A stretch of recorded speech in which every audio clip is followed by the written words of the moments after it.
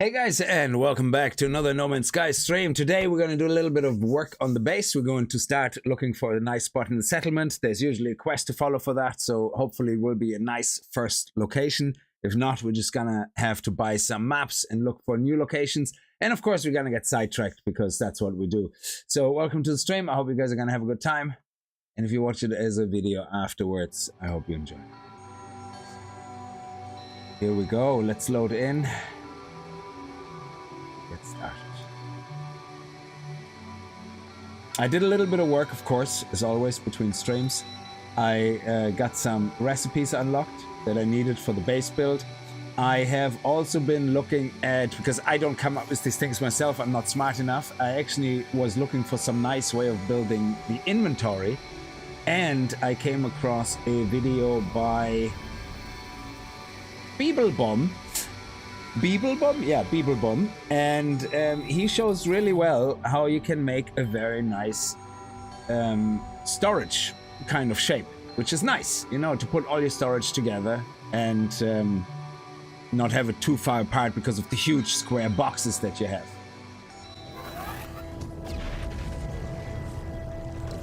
Okay, here we go.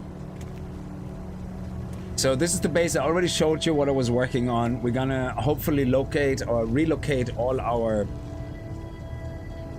shop assistants, whatever they're called, communications officer, the overseer, the multi-tool guy, and everybody into their own little cubicle. I removed my inventory boxes. Interesting factoid I didn't know, which is nice. When you remove the boxes and you build them again, the content of them stays. So they actually, the content just reappears magically, like, you know, when you build them, which is absolutely fantastic. So let's head up here. Now the plan is, I have my base here, but obviously the plan is to have a storage area. So I decided that my storage area will be here. Now we might have a connection between this and this here. I'm not really sure. I don't think I want that necessarily. Because I want to have each of those rooms to be for one of those overseer or multi-tool guys, architects, whatever. But, oh, I left actually a piece here from when I was messing around. Okay, let's take that out. All right, so our storage facility is gonna be here. And I was basically going to make a standard square room, put them all in, and that's it. One thing though that is ugly is that they're so big, and for some reason the game doesn't let you resize them, which is very annoying. So when we go and select one of those containers, you can see they don't really scale. There is no scaling. Yeah. Now sometimes there is a way of glitch building into scaling, and that is usually when you cycle through parts that can scale and you start scaling and then switch the part. So it doesn't always work, but sometimes it does. The downside though is if you glitch build like that, that occasionally when there's an update, it can completely revert everything you glitch build into its normal size or snap points, and then your base looks extremely dangerously ugly. So we're not going to do any glitch building. We're just going to use normal ways of getting around everything. So anyway, let's see how we get on. Brian, how are you? Welcome to stream. Fun lunchtime. I hope you're doing well. Roy Johnson, welcome to the stream. And yes, you're working on a nip farm. Nice. That's awesome. Okay, so before we get into this, let's create the basic shape we want to do. Now there is going to be a little bit of fiddling around to make the roof and everything. I want to have a room, obviously. And in the moment, I decided I'm gonna go with the wood. The problem is it has all these lines. If we would be able, well, technically I could see if I can unlock the stone versions actually. So let me see if I can do that here, or if we have to go to the anomaly for that, because I still have 27 parts, and theoretically we only need 2 or 3 different shapes for the whole thing. So let me actually see. Can we do that through here? Or is this only for wood? We have the stone here. Okay, so we could unlock the stone wall. The stone floor panel. The small stone panel. Okay, so let me see. The stone wall. We want the floor. the thin floor. We need a small stone. And we need the stone triangle and the small stone triangle. Where's the small one? Here. I think that's all we really need. I do need the half walls though as well, and the quarter walls as well. And I need the... Yeah. We need this, and we need this. And we still have 20 left. Where's the standard walls though? There's the standard walls. Yeah, okay. I think that's okay. Because stone might look a little bit sleeker, and I think it only takes ferrite dust or whatever, but we have thousands of that, so we should be absolutely fine. So let me just see if I can replace this with stone. So, let's see. Where's stone? Here. So if we go stone... Let's take this away. Go to stone. Oh, there we go. Now, does the side of the stone matter? Not too much. So if we have mismatching sides on the stone, so it doesn't matter if we do it like this or like this or like this. I think with stone, it just doesn't matter too much, which is good because that means I don't need to replace them later. So, all right. Let's replace this and this and this, which means we're gonna go 2 more stone panels.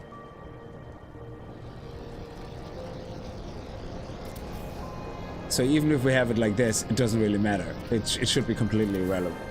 And then here we're gonna have the triangle sitting. Okay, so now again, Beeblebum is the shout out to the creator who made the video. That's where I got this design from.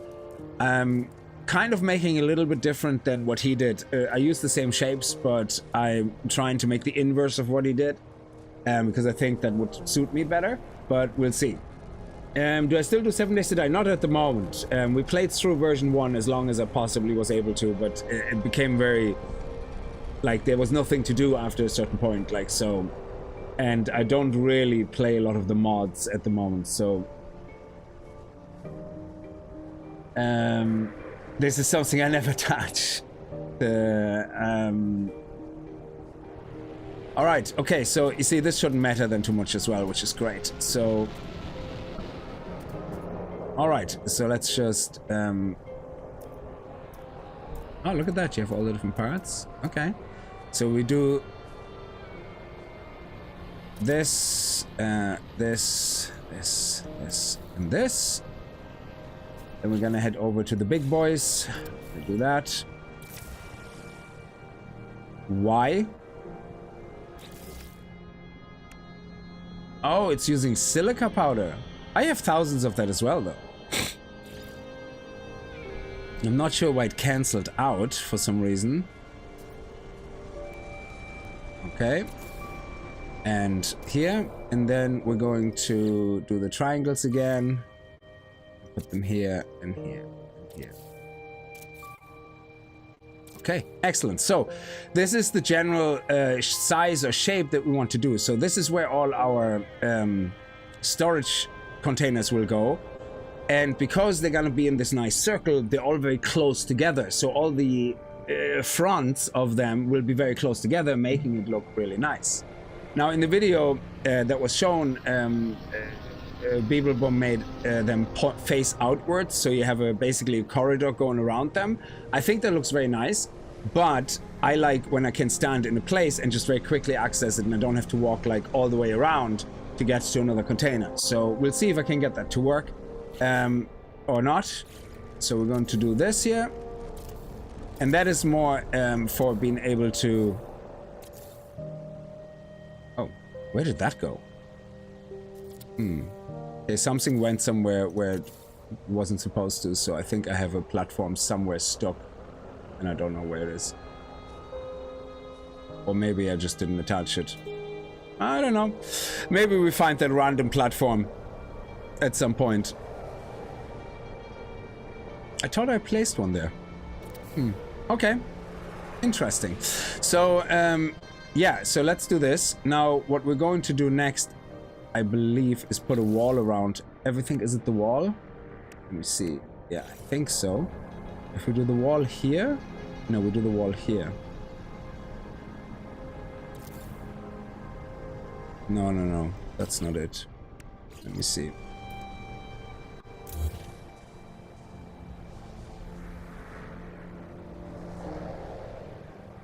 So we want this to take this out again, so the wall has to be... Oh, yeah, yeah, yeah. So we're gonna take this out.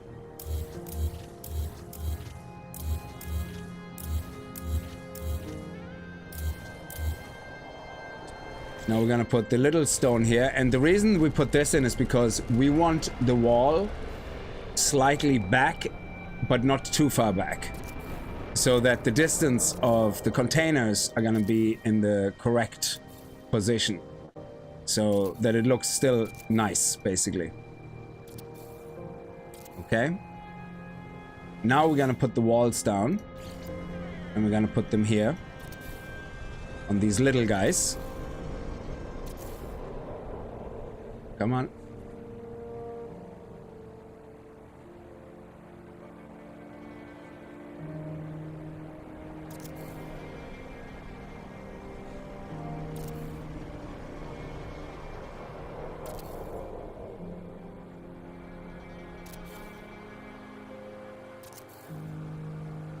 It's a little bit finicky. You always have to find the right position for your mouse cursor. Okay, good. So basically we need the walls, otherwise we can't place the containers, because the containers only attach really either to the floors or to walls, but manually placing containers and rotating them into the right location is going to be a pain in the neck, and you know it's not going to work out. Oh, it's daytime. Very nice. Actually, just in time. So now what we're going to do is we're going to remove these guys again.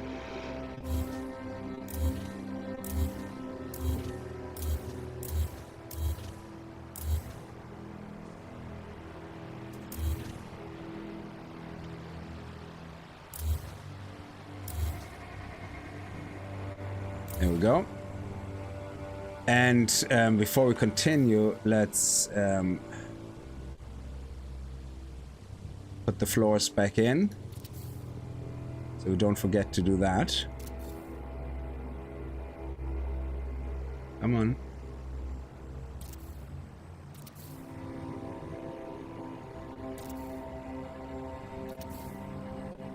And now we're gonna do more of those triangle-y things.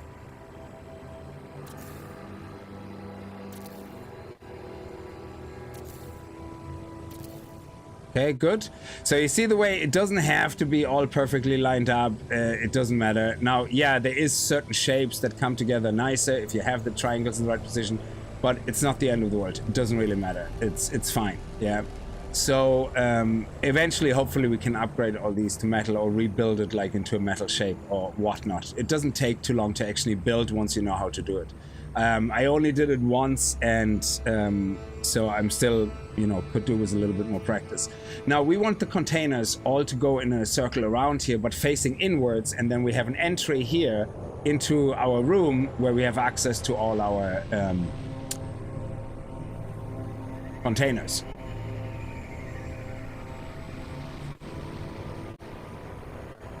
No, I haven't beaten the game yet, no, but we will on this save. That is definitely. I mean, there seems to be enough interest, to be honest, that we're gonna continue with this, which is great. So yeah, now the reason we built the walls here is now that we have the walls, we can connect corridors to it.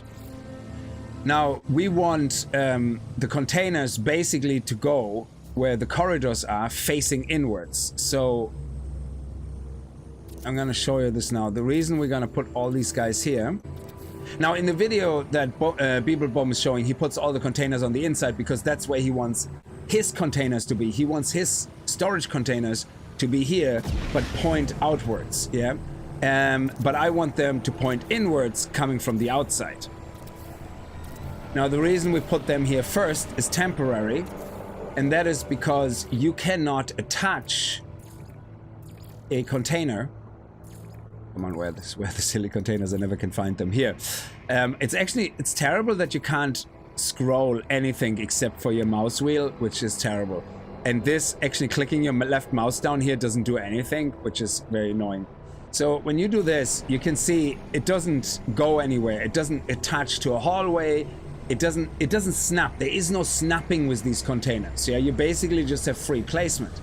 And that's okay, yeah, but when you want to build them, so I manually could go in here and basically position them all here manually, turn a little bit, position to pain in the neck, and you know you're gonna get some offset a little bit wrong and it's gonna bother the hell out of you. So the best way to deal with that is if you would have a snap point.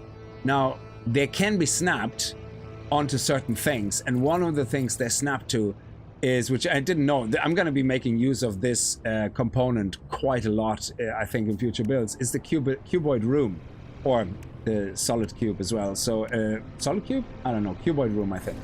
Yeah. So what we're going to do is, actually we're going to remove the wall first. Hang on a second, otherwise this doesn't work. So we're going to remove the walls now.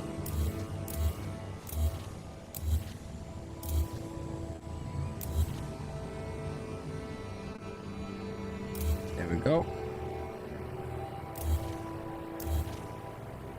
Excellent. And now again, if we would do the containers, I don't think they snap. Yeah, so they still don't snap on anything. There's nothing to snap on. Yeah. So what we're gonna do is we're gonna use those cuboid rooms like that. We're gonna put them here onto these corridors, and again, the corridors are just a means to an end. They're not something we actually keep. They just happen to be a part that Beeblebomb showed in the video that can actually be used to create snap points, and that actually snap onto other things. So now that we have these rooms here, we can remove the outer corridors.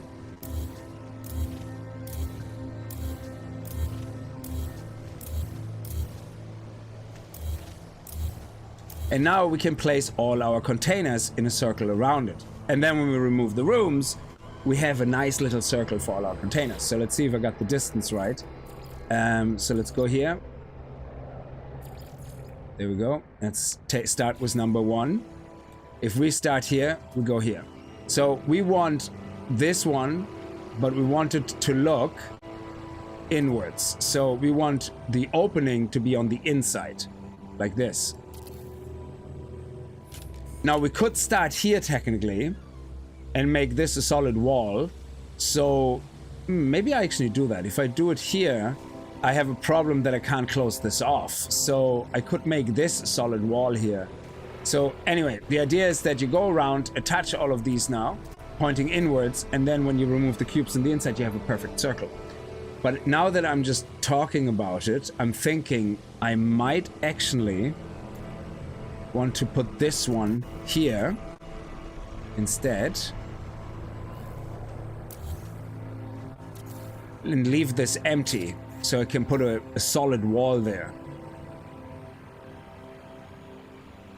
That might actually work.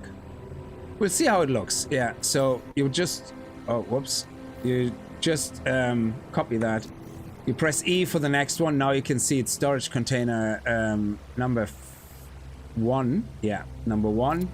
Now it's storage container number 2, number 3, number 4, number 5, 6.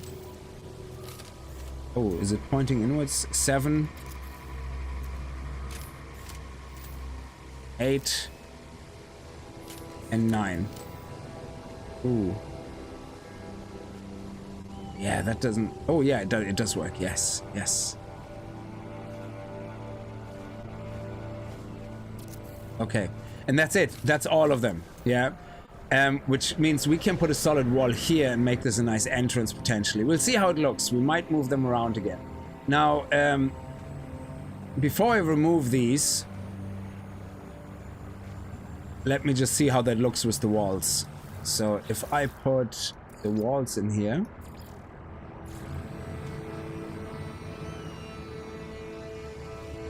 I have a half wall here, and then a full wall here. And then we can just close this off. So technically, oh yeah, there's no, we have a gap here, so we have to do something with that gap. Yeah. Okay. Anyway, I think I solved that problem with the gap as well. So what I'm gonna do is I'm going to remove this now, use the small stones instead. And now I can put a wall on that. And there we go. And now I can put a wall here. And that's perfectly covered. Yeah. Now the floor, how do I deal with the floor? Yes. Okay, let's see. We're gonna do this. Come on.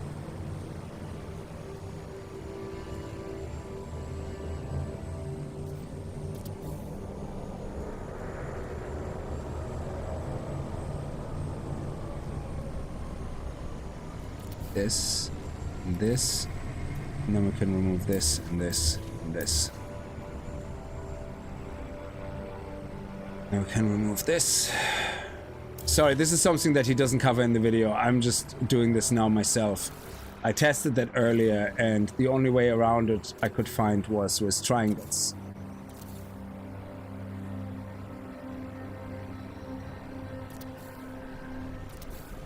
Yep. And now we're going to remove this, copy these, and go here, here. Take this away, take the triangles. 1, 2, 3, 4, and 5. So that way we have a lovely area here. So we should now be able to actually put the wall everywhere. Now the wall isn't high enough though, so the height is also an issue. That's why I got this half wall here. So we're gonna sit the half wall down.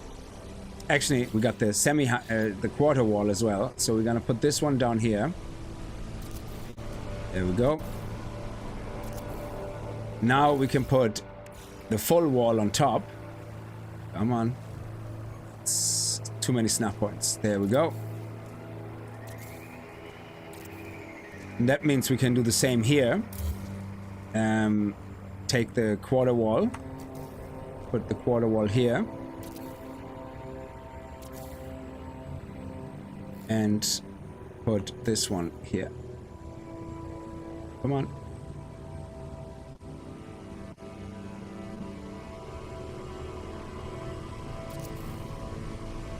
There we go. And now we should be able to close this perfectly in. So we have this here that should fit just perfectly into here. And a full wall on top. There we go.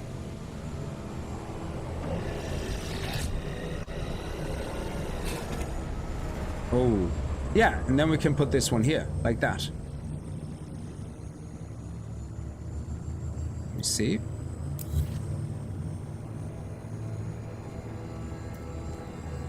Okay, let me remove this. Sorry, this is something I still had to figure out. So if we remove the big triangle, that won't work, does it? Oh, okay, so I think what we need to do is we're gonna need to put this here and then put the big triangle, put the wall here. Maybe that looks good. And then we can put this one here. Sorry, there's a little bit of experimentation going in. You used up 9 of 10 spots unless you don't plan on building a 10 here. No, hang on. 1, 2, 3, 4, 5, 6, 7, 8, 9. Oh, yeah, I forgot this one. Very good. Which one did I forget? Because they're all numbered. Hang on a second. Which one did I put in the wrong position? This one is number 0.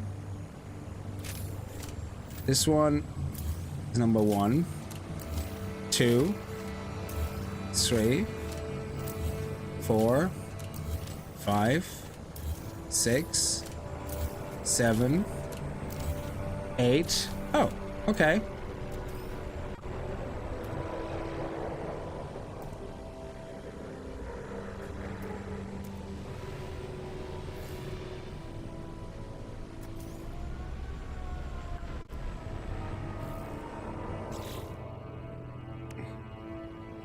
Why can't... Oh, did I put them in the same position or something? Oh, okay. Hang on a second. I probably put them in the same position. Yeah, last two are in the same spot. Yeah. That's correct. Well, I put someone in the same spot for some reason. Yeah, that's 8. Where's 9? Where did I put 9?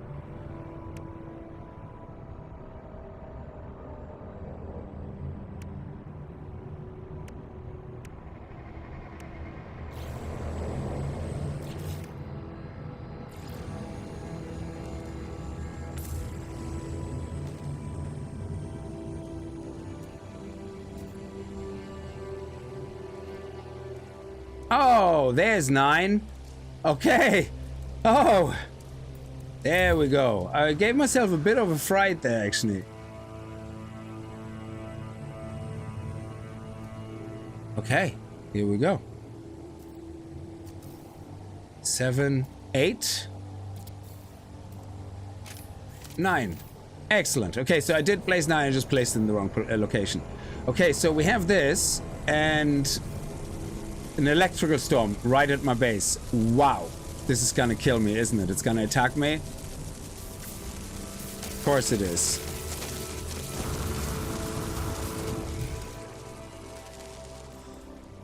Okay.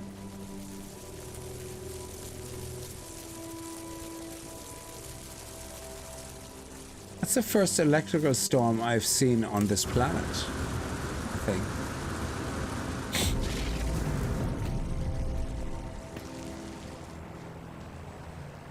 Okay, good. Oh my god, would you go away? Why are you coming to me now? Why are you coming right for me? This is like so personal. Okay.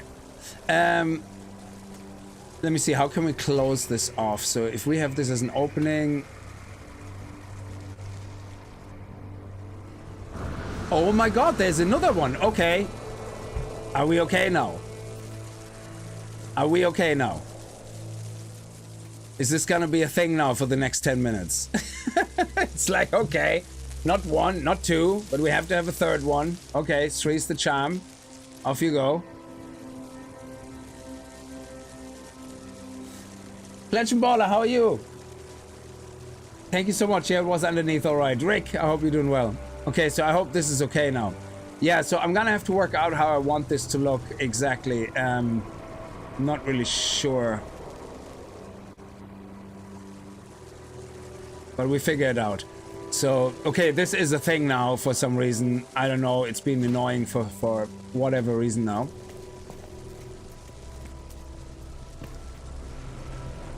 We're gonna figure out what we do with this here.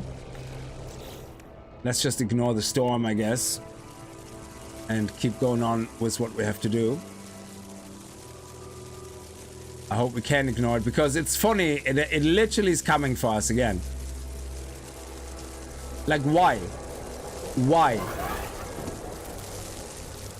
It just disappeared. Okay.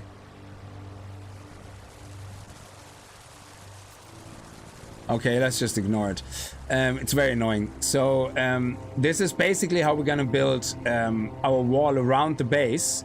But now we can safely remove the containers in front of it. So, if we remove this guy... this guy, and this guy, and this guy. There we go.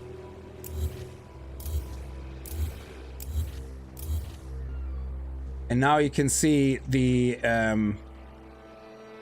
Oh, hang on. There's supposed to be 2 free. Oh, yeah, 1, 2. Oh, this is annoying. This is not what I wanted.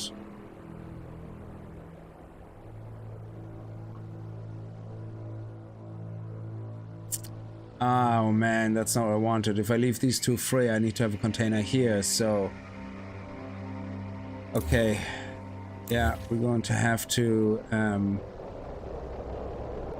put this back here. And we're going to have to move everything around one, and we have to leave the gap here, otherwise that's not gonna work. Ah, pity.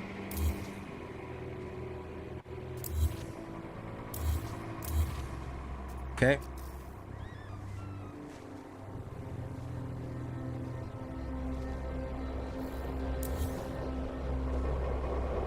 Oh, before we move that, we have to put the boxes back. Otherwise, we can't attach the container. Sorry, this is trial and error. I tried something new, and of course, immediately it didn't work out. There we go. So now we can move these guys around.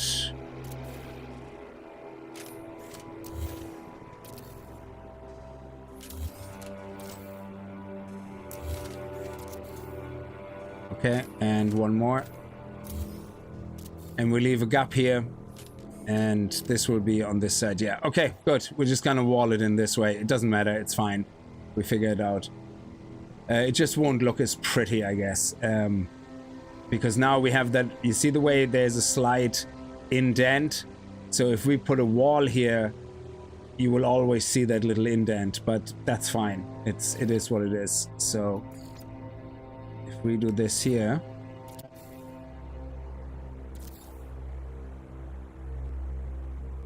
and then put the wall on top,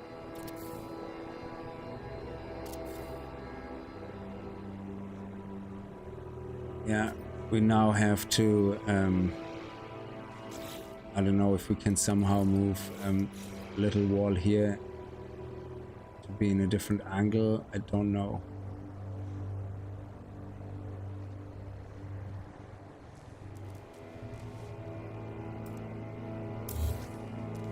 Oh yeah, it could be, because if we use the triangles now, then we might be able to get an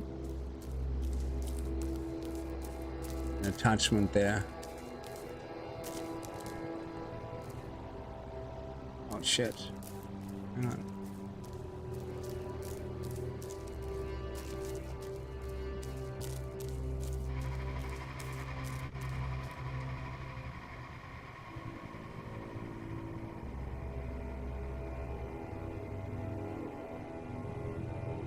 How is this not working? Okay, so let's remove this here first.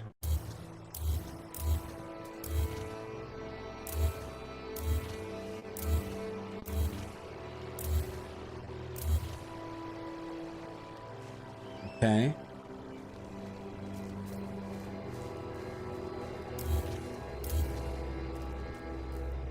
Oh, there we go. We actually have the big boy here. Okay. So... yeah. We figure it out.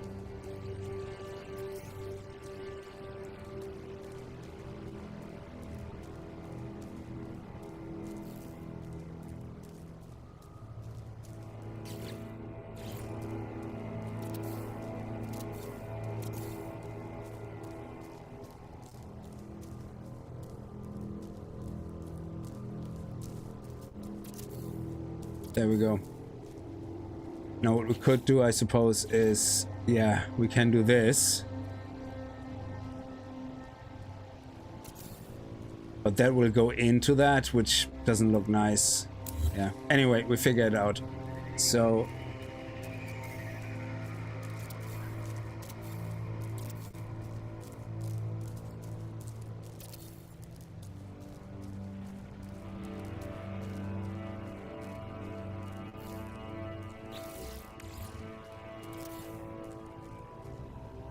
that's just the best we can do. I mean, there's nothing else we can do, really.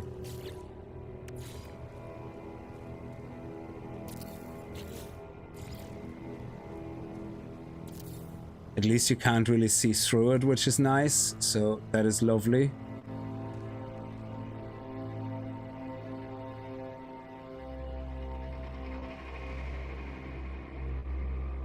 Oh, look at that. Oh, that's actually inside as well. Yeah, that's not good. Okay, anyway. It's such a pain in the balls to make this look nice. But this is the closest I can get right now. Okay, so let's put these walls here. Come on.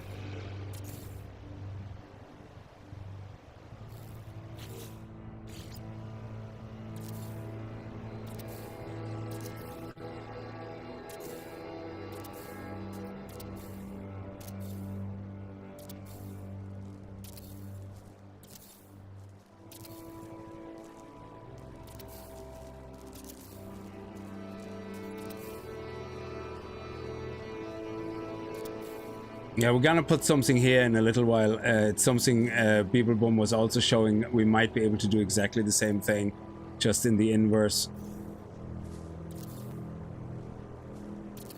I've been enjoying your streams. Keep up the great work. Thank you, Flag and Baller. I don't know if I said that right, but thank you very much. You figured it out. Yeah, it's looking good so far. Thank you. Yes, so again, most of it hopefully will be hidden away so that when you actually walk through it, it will be lovely and tight, you know?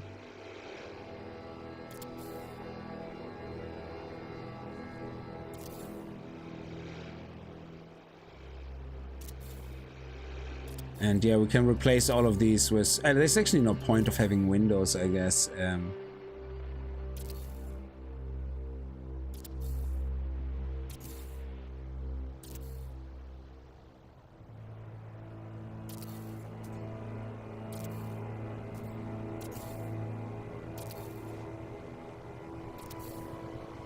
Yeah, so they still look very nice and tight. So let me just walk through it. So here you go.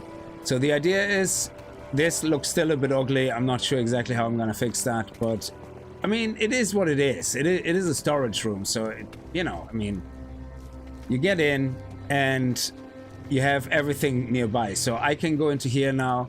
Well, we don't have power, so let me actually just connect the power. That probably would make sense. So we're gonna connect from this here to this storage, from this storage to this storage, from this to this.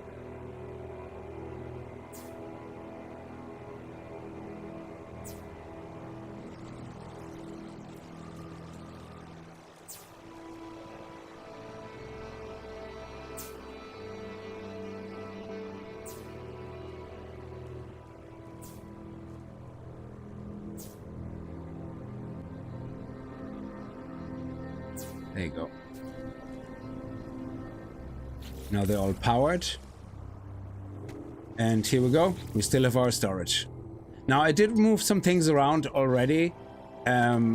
Like in this storage I have all the crafting materials that I have so far. This is some of the weird crafting materials with the alloys. Then we have the crafted materials, which can be further used in more crafting, I believe, to make even more expensive components. That's the kind of component crafting. And then this one is another alloy metal. And here we have glass. Actually, I need some glass as well at some point. So we might as well put some glass into here. Yeah, and that's where all the crafted materials are. Let me see. Oh, sorry about that. Crimson, how are you? Could you imagine one of the foundational triangles being off angle? Oh, don't say that. Here I put in my current mods that I don't use, that I might use again. I have my... Oh, my connection is dropping. Please do not be one of those days. Not tonight. Bastards. Not tonight. Okay, it seems to be back up. We have the Viking effigies, all that stuff in here. Over here, I have all my ship components, and the rest, I don't have anything right now. So, Miss Sigma, thank you very much for the follow. Hey, actually, I've been here from the start. I was just playing Once Human at the same time. Oh, very good. Yeah, I kind of got to the point in Once Human where it's like, okay, it's getting too grindy now, and it was very unclear to me which part of the story belongs to which phase, and I don't like that. It kind of, I don't know, it's a form of gaming OCDs. It bothers me severely when I can't identify what belongs to which phase. It's really terrible. I don't like that. So it's like when I can't tell in a story that I'm playing that has 7 acts, which act I'm in. I don't like that. I need to see when act starts and finishes, and the same with the phases. And in Once Human, the way it usually works is you can finish the main story, and once phase 2 unlocks, you get a new quest magically unlocked, and it brings you into the quest chain of the phase 2. But if you already have phase 2 unlocked, you don't know where that is. You don't know which quest is the one that you say, oh, great, I'm finished now with phase 2. It's kind of very annoying in a way. It's not important. It's not important at all. It's just something that kind of bothers me for some reason. I don't know why.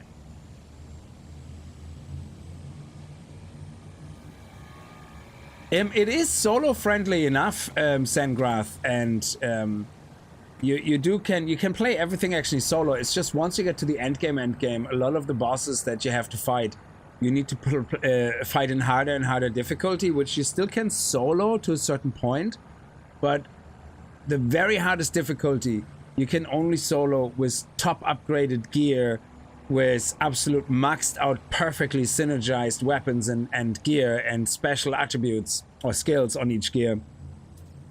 So you're better off in a group, but there's usually a lot of random groups which work perfectly fine. So I don't think there's a lot of toxicity from what I experienced, unless there is in the very end game, I don't know. But it is usually, they have a dungeon finder. Basically you say, hey, I want to do this boss on this difficulty. You can actually look for people, but I assume a lot of people want to directly hook up. So you always see people in chat saying, hey, we're doing a run of this guy in this difficulty, and you know, you just join them and that's it. So that's not the problem. The game is actually, you know, for a free game, it's really up here, which is surprising, seeing that the company who made it is pretty much a mobile game company who only really cared so far about pay-to-win mobile games, and seeing them moving into the PC market without pay-to-win free-to-play game is actually astonishing. I actually saw someone make a video about this, which is very interesting. They actually said that Western games have become so bad and mediocre in the average, not every game. Obviously, there's always games which are going to be amazing, yeah. That when you have games coming in from the East, they figured out that they can expand their market in the West by just giving people what they want to play. So Once Human, free to play. What do people want? Okay, we give them that. Well, within reason. We give them that, we give them that. Okay, great. Done. Here you go. Highly successful game. Meanwhile, in the West, we go, okay, what do you want? Yeah, let us do our tick boxes. Okay, we have this now game, check. We have this now game, check. What do you want? We maybe put that in, but it's going to be somewhere on the bottom. So let me just do a checkbox, yeah? And that's the problem. Like, the video is actually really well done because it doesn't make fun of anything. It doesn't complain about anything. Like DIE, woke shite, it doesn't go into that nonsense, yeah? It basically, hard factual facts goes, games are mediocre in the majority when they come out. Yeah, and that's the problem. You have your unique games which come out, which are amazing. They can come from anywhere. But in average, when you look at games like Eternal Strand, you look at games like the recent one Avowed, you look at Dragon Veilguard, even though they can be good games and people like them, on the bigger scale of things, they are mid games. They're 6 out of 10s. They're, you know, I mean, surely you have, yeah, sure, you have the 10 out of 10s, you have the 1 out of 10s, but you can ignore that. In average, they usually end up 6 out of 10s, you know? And that's the problem. And they seem to be okay with that. Nobody has any ambition to do more than that. Yeah, they're okay to do that. And meanwhile, on the games coming from the East, they do, what do you want? Okay, we do that. They spend less money on it, have smaller teams, and they just give people what they want. Hey, big check, paycheck. There you go. No idea why this is such a scientifically difficult thing to do for a lot of people that make games, but it is what it is.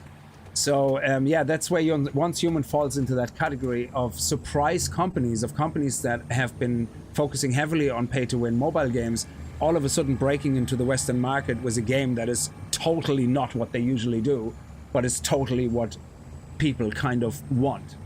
And it's crazy. It's that it takes a company like that to actually, you know, do the games that people want. You just cleared Nightmare. That is crazy. Prime Wars.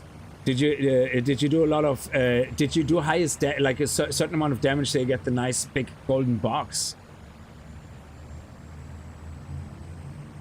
Oh no, Sankroth. It wasn't a rant. I just thought it was. It's actually interesting. So this wasn't it wasn't meant to be a rant. It was just meant to be, you know, something that I saw and I found very interesting. Because if you think about it, it's actually true. I mean, look at Black Myth Wutong and all that. Yeah, where do these games come from? Elden Ring, where do these games come from? There you go. You know, so it tells you everything. So what do you build? Let me see. So hey Lazaro, how are you? I'm just building a storage room based on Bibelgum's snap video, where he shows a lot of tricks how to snap things and how to actually he showed that storage room. Just the inverse of it, where all his containers were accessible from the outside. I'm doing the reverse and put everything on the inside. So one of the things that we have left to do is now this gap that we have there in the back. And I don't have a lot of decorational stuff yet. Let me see. I actually have no decorational stuff, very little. So what we're going to do for now is we're going to use what he also used in this video, which is some wall lights. And we're going to put one here. I'll put one here. And we can put one here as well. And then let's see if we can put something here in that space. Don't think I have really anything right now. Can put a flag here. No, the flag looks silly. We're gonna get some decorational stuff to put in there, but for the moment, I would say just put the sphere in, put like a decoration in, you know, and that's it.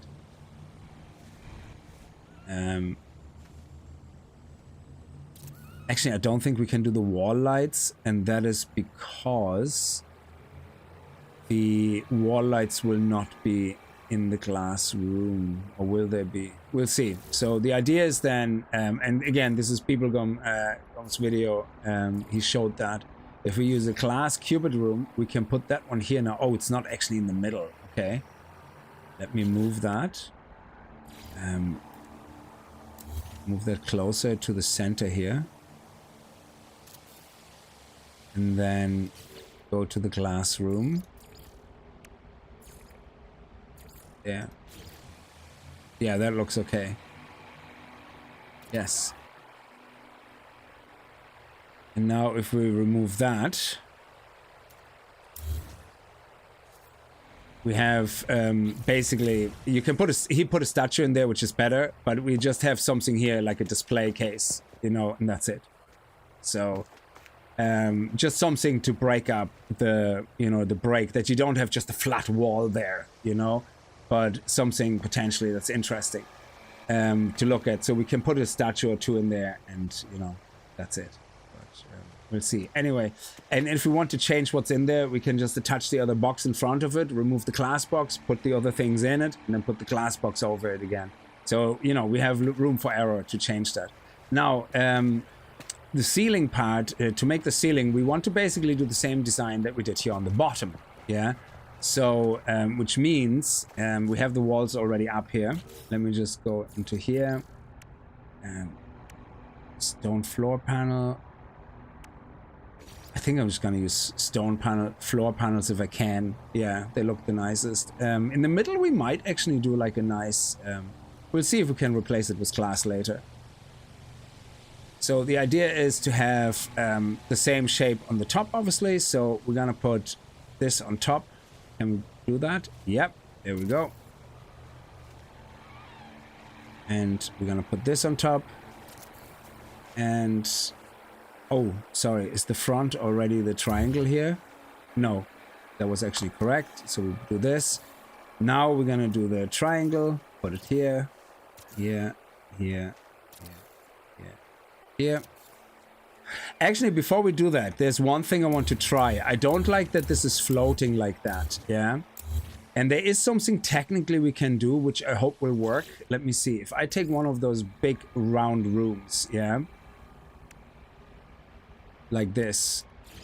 I can actually place it in the middle. I just have to find the right snap point, I think. Oh, man. Well, I suppose I can do a non-snap. I can try a non-snap. So there you go. Let's just see if we can do it kind of centered. I think kind of centered should be enough. Yeah, like that. Now, if we go below that, we can put a foundation on if we want. Yeah. And if we do the foundation... it will grow legs. Does it have a snap point here? Why? Oh yeah, there you go. There's the snap point, yeah? And it grows legs, yeah? But what I think looks really cool, and I think he showed that in his video as well, is if we can do this. Yeah? Like the moon pool with lights. Oh, we can't build this. Oh, we're missing living pearls. Actually, I have living pearls in my storage, which hopefully I can still access. Let me see. Crap, where do I have them? Nope.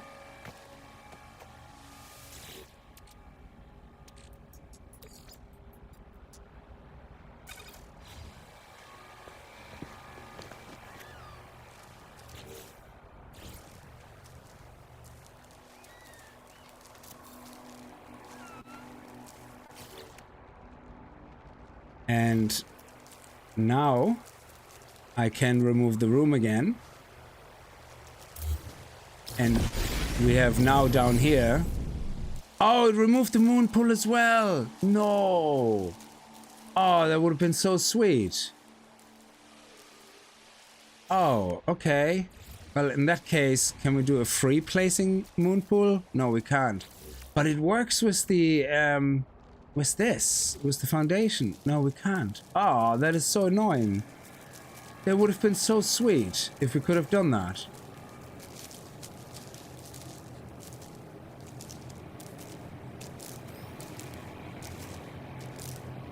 Aww. I thought that was such a great thing to do, and then it was attached to the actual Does that work with the cylindricals as well?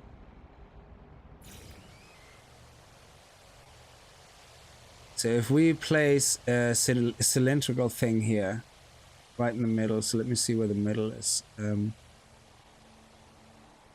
Yeah.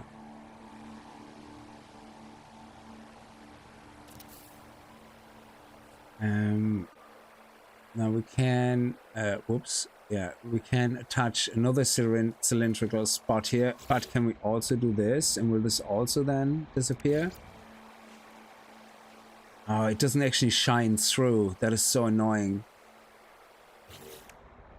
I suppose we can put a cylindrical space there. Then put another one underneath. There we go. that looks like it's attached, and then we can remove this one. Sorry, this is now trial and error. Oh no, it looks ugly. We can see through it. That is not nice at all. Oh, that is so ugly.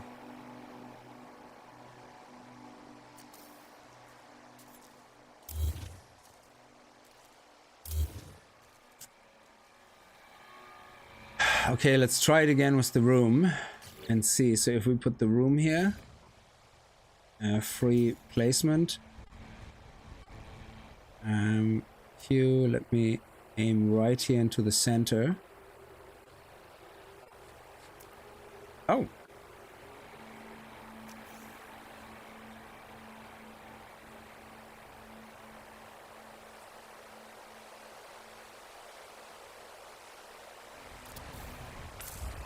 Ah, goddammit, wrong key. And then if we do this again, will it still shine through? Oh, we can't actually. Oh, there we go. I think it will still shine through. Yeah, it is. Yeah, you can see it already going through. So maybe we can put a platform like this on it. Let's see if that will actually shine through. At least it looks okay. I mean, it doesn't look too bad with the ring, does it?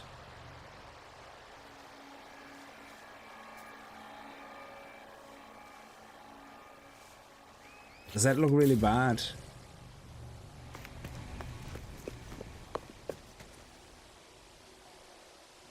Not really too. I'm gonna leave it for the moment. We can always change it, but I just don't wanted this floating. I wanted this to kind of look like normal. But I suppose we always could have used these guys as well. That's the worst case scenario, that I can use these cuboids pieces. But yeah, leave it like this for the moment. You can always decorate with pads. The feng shui is the hardest part. Yeah, it is, exactly. So anyway, let's finish the ceiling. Should be easy enough just to copy what we have on the bottom.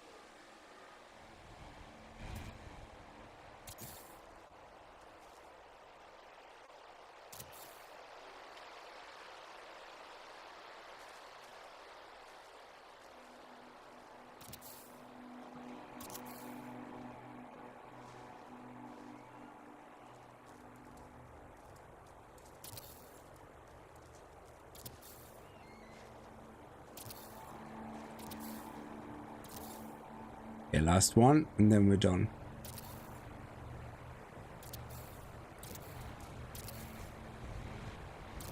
There you go. So this doesn't look too bad. We can always decorate it on the outside. The bottom is nicely held up. It doesn't look all that amazing. We can put some lights on that, I guess, on the outside, and maybe that will do it. I used all these stands. Maybe we should use them. I don't know. But for the moment, I think this will do. And if we go inside, we'll see it doesn't look too bad. And we have access to all our storage very easily. So that's why I preferred like when it points to the inside, because in the video from Bibelbaum he did it all on the outside, which is fine, but you then build a corridor around. But it means if I am here accessing this, I have to run all the way around to go to here and all the way further around to go to here. So I don't like that. I like kind of the lazy approach and just not be able to have to walk that far. And the light is actually really strong from here, so you can see it's bright, you know, which is nice as well. There you go. And let's do this here as well. And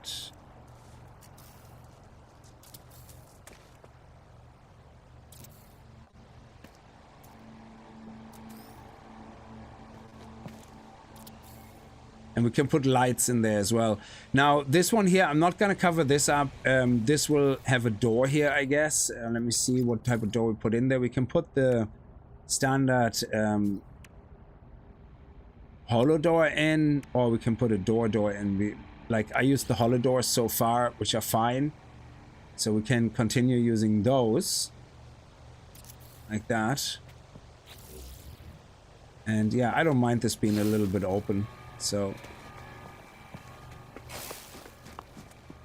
yeah, I know we technically can, you know, skim through here, but I think that's okay. I'm not too pressed about that. And we can even build something on top if we wanted to, like another landing platform or something. Yeah, excellent.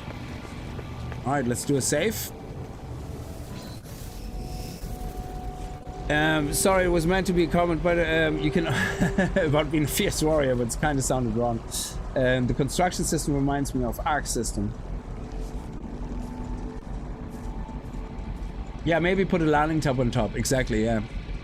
Now, we could put one of those landing pads here on top.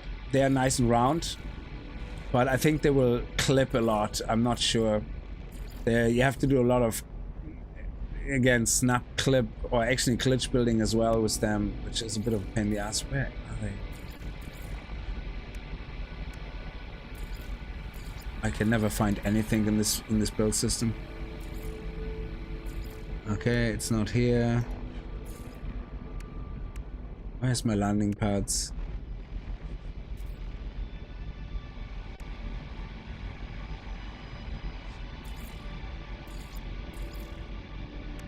Oh, of course they're here. So doing something like that, for example.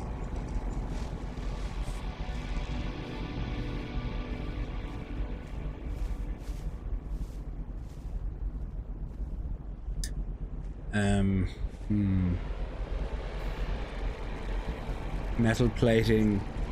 Yeah, microprocessor, or yeah, see that we don't have a round landing pad really. So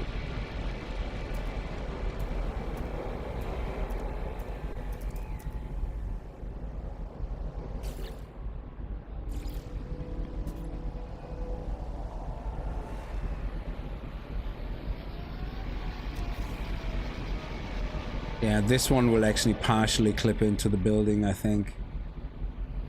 We'll put that on. But yeah, it's a pity we can't have like just the circle for the landing pad. That would be pretty sweet. Anyway, so the next plan is to get all our dudes moved over, so we can basically destroy this. So what we're gonna do is we're going to take all these guys apart.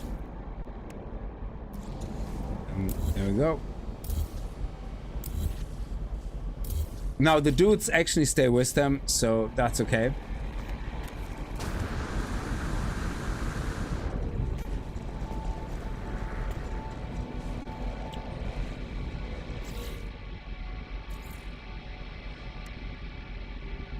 It's actually in here, isn't it? Yeah. So the construction terminal is the one with the overseer. So that's the first one we want to do. So again, I like to have there is a snapping feature here where it snaps, but it doesn't snap for some reason in the center. It snaps here. So I don't like that because I want each room to be specifically for one of those guys. So I'm gonna go free placement, and I'm gonna try to center that the best I can.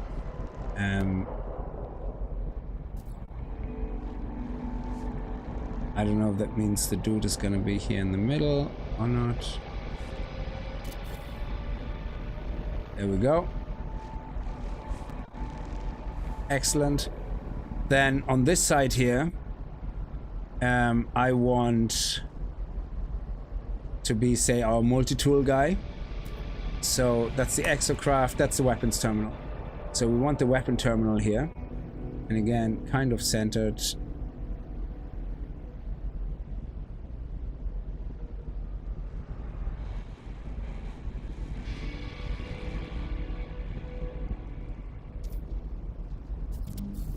So he will be here. Then also in here, what I want is this, the weapon rack. Let's put it here. And we can put another one here. So that's kind of the decoration I already have for this guy. Yeah. So that can put in our multi-tools or whatever, and then we can put some flowers here, some lighting or whatever. We will have signs here on the wall. I believe there's signs we can make that show exactly where everything is. The next one I want to place is the science terminal. We're gonna put him, actually, we're gonna put the agricultural terminal. Will we put the agricultural terminal here? It doesn't matter. Let's put the science terminal here, it's fine. Again, pretty much centered to the best of my ability.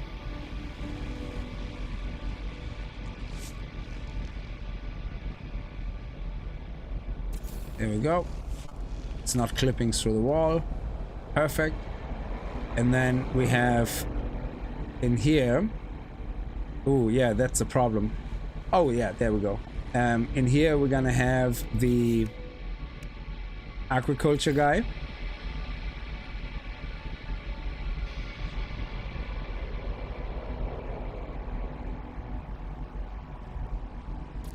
There we go. He should be okay. And then over here, we're gonna have the exocraft guy. Now the exocraft guy, exocraft terminal guy, we don't have one yet. So I'm not gonna build it right now because there is a quest log which we're gonna do for the exocraft technician, which is basically where we're gonna hire the technician, do his quests, you know, and go through that. So here's our resource guy. Here's our weapons terminal, dude. I think here we can actually put multi-tools in here. So say the alien one is something I'm never gonna play with, yeah? But we might upgrade. So I can archive the multi-tool. There you go. Oh, can we not see it? Oh, you're kidding me. No way. Can we not display it?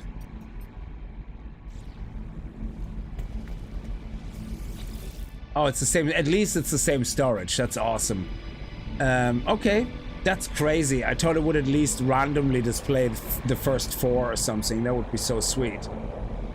Okay, it is what it is.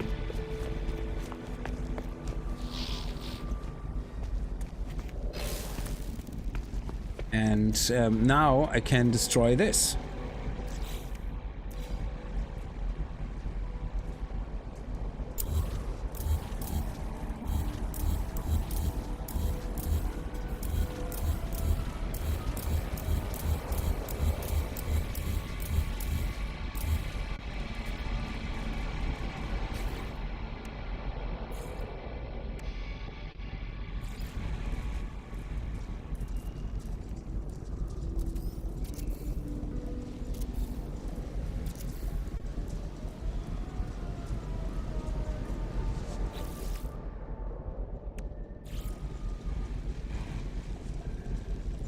No, it's a balcony. We leave it like that. And there we go. Now, all we need is some agriculture stuff now, where we're gonna use the domes. And so this is my little just mini base, whatever. And what we actually can do now is we can move some of the stuff inside. Like this. So we can move this inside. We just have to hook it up with power again. That's fine. But if we look at it, there we go. Nice. And take that. Nice. There we go.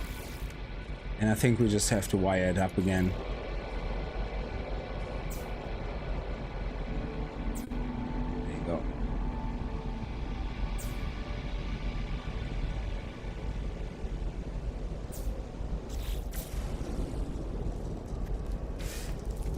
Oh. Why is nothing powered? Oh, the power came from the other base. Yeah, okay.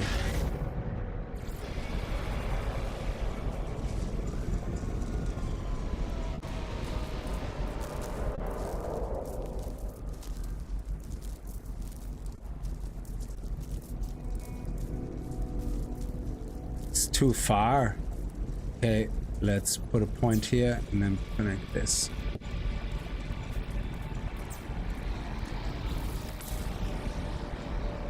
There we go. Excellent. And these guys are all running as well. Good. That's sweet. Look at that. Awesome. Let's do a save. And we have our little balcony here, and then we have our base out here. So that is not too shabby at all, I think. So we have our base here, all our specific rooms, and then here we have our storage room, which looks slightly different, but that's okay. And we can have a teleporter in there up to here into a room where we maybe have some stuff on. But the idea is then to have on either of these sides. Maybe I'm actually gonna bring this up and then have 3-4 biodomes all beside each other for agriculture before I get my fleet. So we're gonna start getting agriculture designated into the actual biodome. So we have multiple biodomes over there attached to each other or something. And that's where we're gonna do our growing then. Which is great. Anyway, so this is the base building part. Remember that S-Class, I said I saw that, I've never seen it before. I ended up being an exotic, already bought it. Very nice, Rick. That's really cool. Hey, Pinna, how are you? So yeah, I'm pretty happy with that. So thanks again. Shout out to Bieberbomb for making that video with the snap points that actually included a showcase of the storage. Because it allowed me to kind of use that design and turn these things around, and even use that little glass cabinet design trick, which is really awesome. Now we have a stupid sphere in there, but that's because we don't have any of the statues. But I now have storage in my base where I can properly divide storage, and once we get our freighter, we can properly do the freighter then as well. And we have all our dudes here, so if we want to do any more quests from them, we can do that. No problem there. So yeah, that actually turned out to be better than expected. Not bad for my first base. The only thing we might want to do is do a new image for the base computer or something and see how that looks. Let me see. Oh no, that's the construction one. Yeah, we're gonna get all of that. Sorry. Base computer. Let's make a new capture a new base screenshot.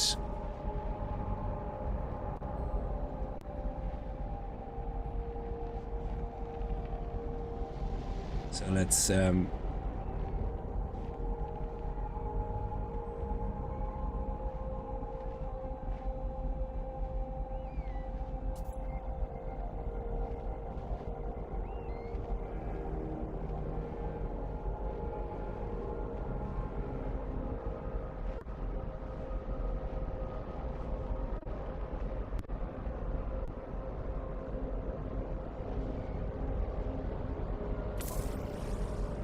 there we go. And then whenever we travel to our base, that's the screenshot, which is nice. All right, I think, is our inventory... Ooh. What is all this here? Oh, because I picked up all these guys. Oh, crap. I have to kind of... oh, crap. I have to plant them all again. We had gamma weed.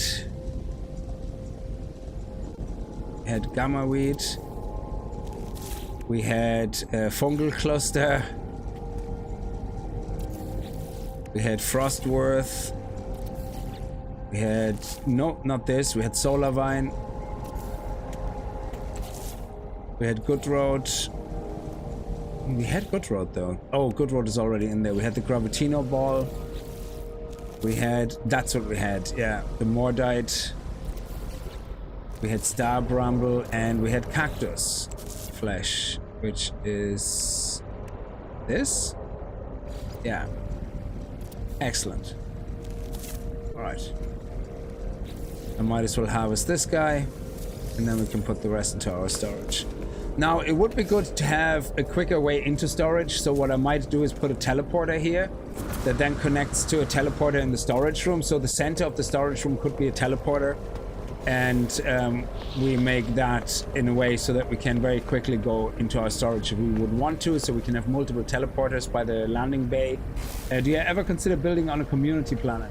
I never really thought about it too much. Like, this is the first time I'm really trying to have a save that I'm gonna keep. This is the only save I have. I delete everything all the time.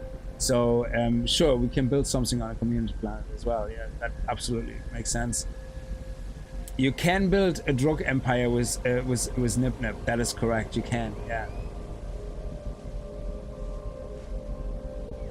So now let me see, where do I have all my... Actually, we only have the Fesium and the Living Pearls that I got back. So let me put the Living Pearls here.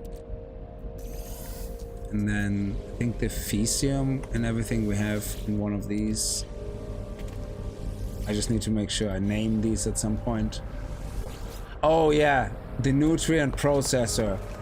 Technically, cooking and storage is the same thing with the nutrient processor. So what I might do is move the nutrient processor into storage.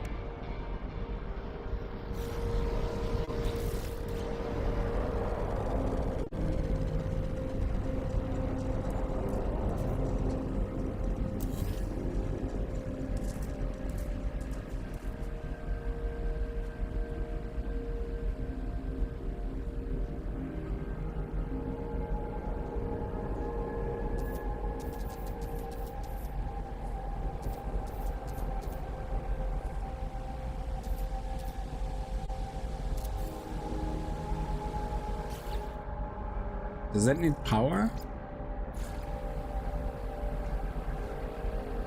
No. Okay.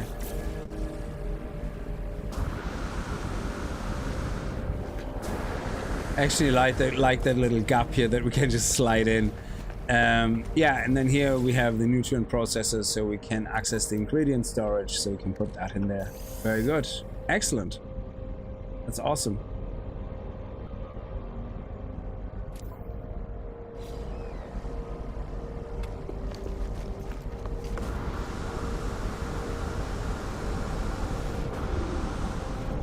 And we can always place more batteries. I think in the moment we have plenty of power.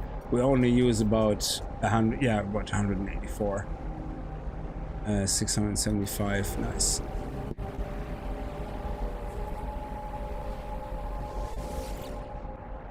Yeah, okay, good.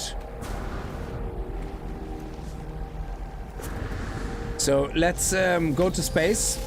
Make sure we have everything the way we need it. Oh, the glass. I want to get rid of the glass. How much room do I have in my starship? Yeah, we'll put the glass into there. There you go. So now we're gonna do the next mission of the Void Egg. Because the reason we have to slide that into nearly every stream is because the Void Egg has like a daily cooldown or something, so until it hatches. So it says here, this is the thing we got in the last stream, but it's grown now, it matured, it's now a mature neural stem, and it awaits a host. So I'm not sure exactly how we're gonna do that, if it's... There's no quest for it, so how does this work? Do we wait in space until we get a communication? Do we execute this somehow? Do we wait for a radio signal?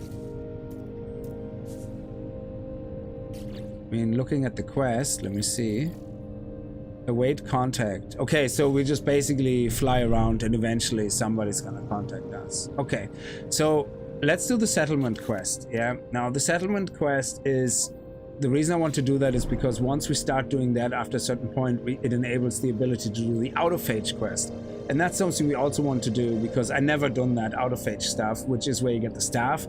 It's, if you don't know the game, or you haven't played that part yourself either, and you know the game, when you go to the Sentinel planets, you see the Sentinel ships, you see these little robot heads randomly lying around, and when you talk to them and give them some resources, they go 1001. I have no idea what they're talking about. That apparently is part of the out-of-phage quest chain. So. Oh, it's usually pulse drive, is it? Okay. Well, we can try it. Yeah, it's pulse.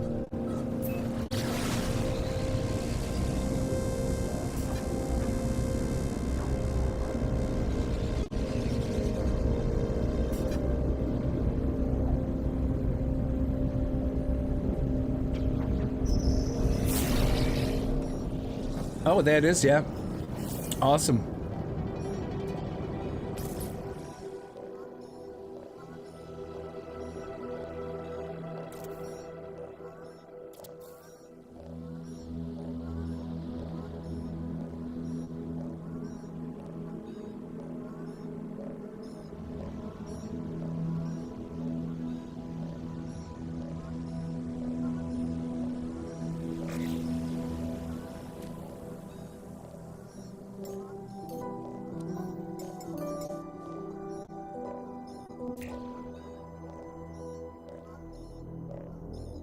Always worth making screenshots. Sorry, I'm mad into the screenshots in this game.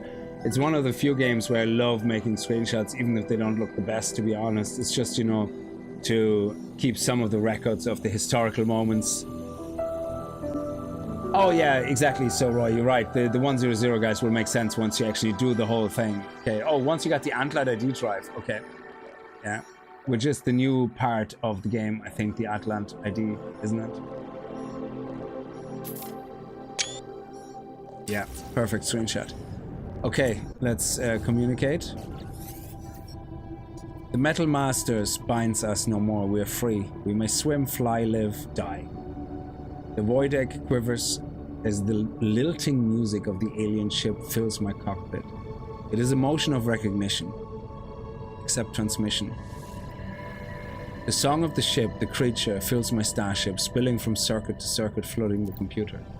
As the music fades, I hear a faint echo, a gently hummed response. The void egg. Interstellar coordinates received.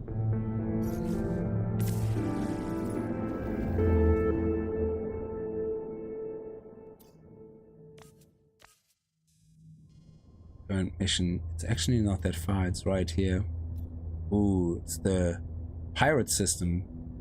I don't know if I've been in this system before, but we'll see.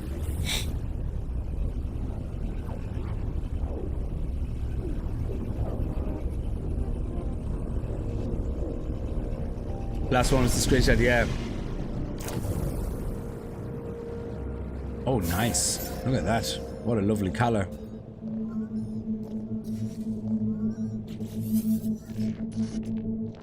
You see, Dragon Veilguard, the color can look nice. It really just depends on the context in which you use it. So, you are not alone. Oh, that's null. Okay. You can't go to the center. You can't do this to us. You can't leave us. Say you're real. The center of each galaxy, it's the Atlas. It's all else just interfaces. All else a shadow of its might. You don't deserve it. You will wipe us all to save. Ask how they know.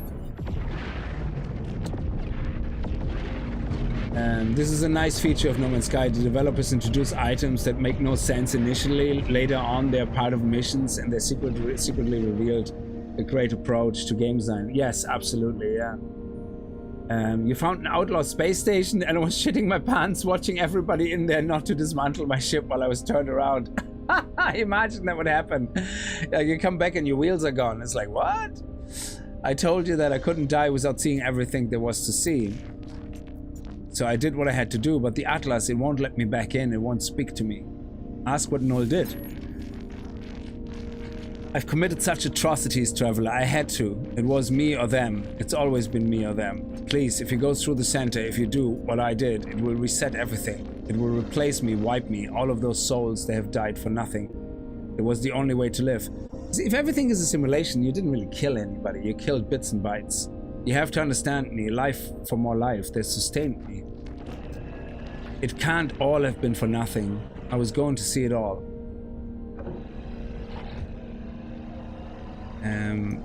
Say goodbye.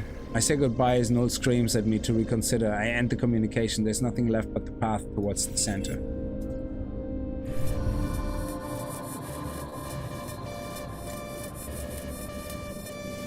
Okay, let's go to the space. We have 11 cliffs out of 16. Nice.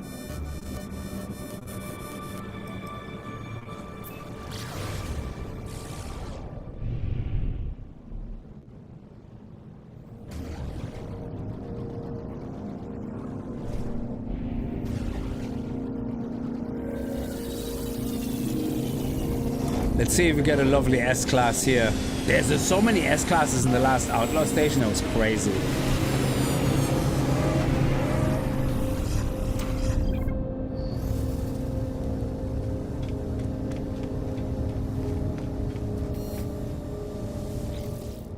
Yeah, we haven't been here before. Yeah, sure.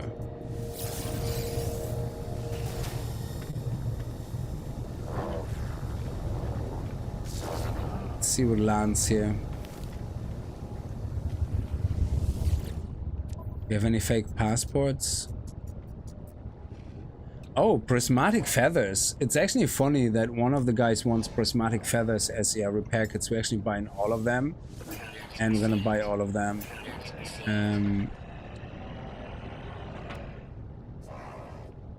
We need nanites, so I'm gonna buy all of them. And I'm gonna buy all of them.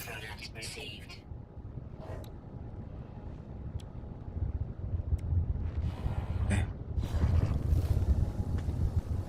Any ships landed yet? No? Okay. So the reason I bought the other ones is to open them all. Oh yeah, this white egg. I can put it here now. Untouched conjures a powerful vision of dust-covered world of extreme storms. There we go, look at that. Beautiful. I love it.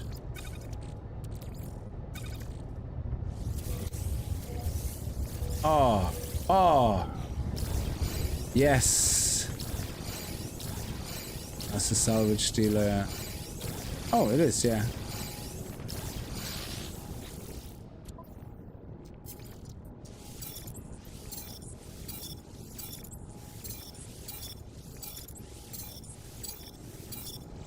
Oh, that I wasn't finished, but okay.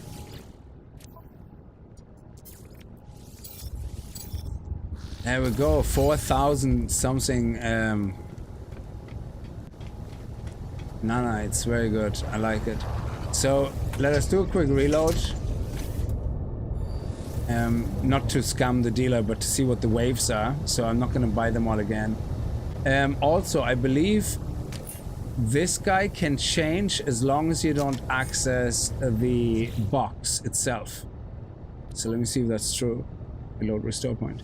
So on the planet surface, you have sometimes these buildings, you know, the way where you have a landing pad and you go inside and you have a guy standing in the middle and you have a guy in the shop who can sell you components or blueprints, yeah? Okay, that doesn't change. His changes every time you reload until you access it. the multi-tool. Oh, genie, Mac. All right, thank you. Sorry. So let's see what ships land here, if any. It's curious to see. And then we talk to the pilots as well, because I think the pilots have a chance of selling passports, from what I understand, or it's actually this guy who has a chance of selling passports, but we'll see.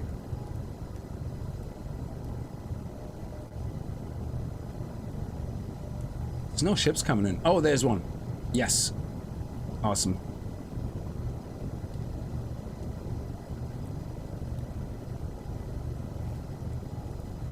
I'm a pessimist, so life is not worth it. Well, if you think I'm pretty pessimistic as well, but if you're a pessimist, you see, the good thing is being a pessimist, oh, wow. First ship that lands is an exotic. Holy crap. Definitely gonna buy that. And it's the first wave exotic. Oh, this is so sweet. These guys can actually make a lot of money as well. So we're definitely gonna buy this one.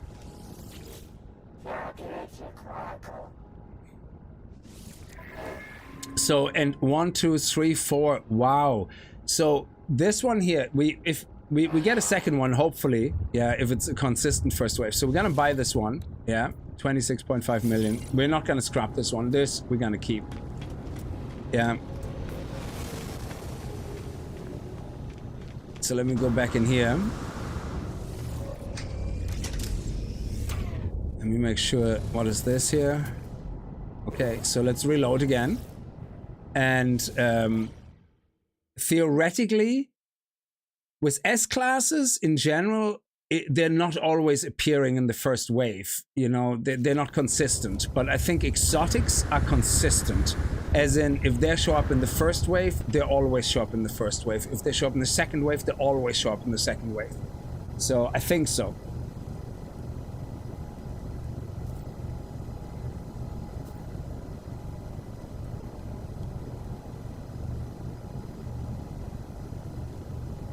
So it technically, unless they change, as far as I know, exotics should always be fixed. Now, the ship that comes in the first wave may or may not be always the same class, but I don't think so. I think that can be S-class, C-class, B-class, but the same type of... well, I think it only applies to exotics. We don't even get the same type of ships in the first wave, most likely. But the exotic itself should always come in the first wave or the second wave, if it is in the first or second wave. So it took a while for them to show up earlier as well. So let's see. Okay, there's something coming there. Oh, exotics are always S-class, yeah, but what I mean is that if it's not an exotic, if you have a first wave with like 3 S-classes, for example, it doesn't mean when you reload, the first wave is going to be full of S-classes again. Like this one is a C-class, and it's a different ship. We had one earlier on that looked completely different and landed here, but we should theoretically see another exotic coming in with the first wave.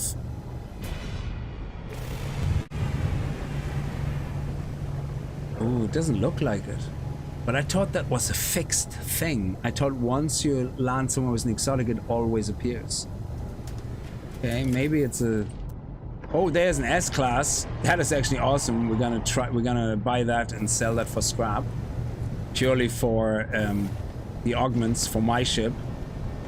Because I still need to upgrade my ship as well. So this one we're gonna flip straight away. Now, we're not gonna waste our augments on this. Oh, it looks lovely though.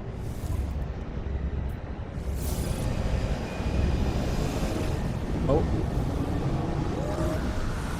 What was that? That was a loud noise. Oh, these guys have taken off. So far no second exotic. Interesting. Okay, so we're gonna sell that. So I had 6 augments. So by scrapping that, we should hopefully get 2 augments at least. 6. Where's the augments? 7. Oh, we only got 1 augment. Holy crap. Well, it was cheap S-class, I suppose, so. And so far, no other exotic. Here, we're gonna sell our items here. And no passport. I'm gonna buy these, though.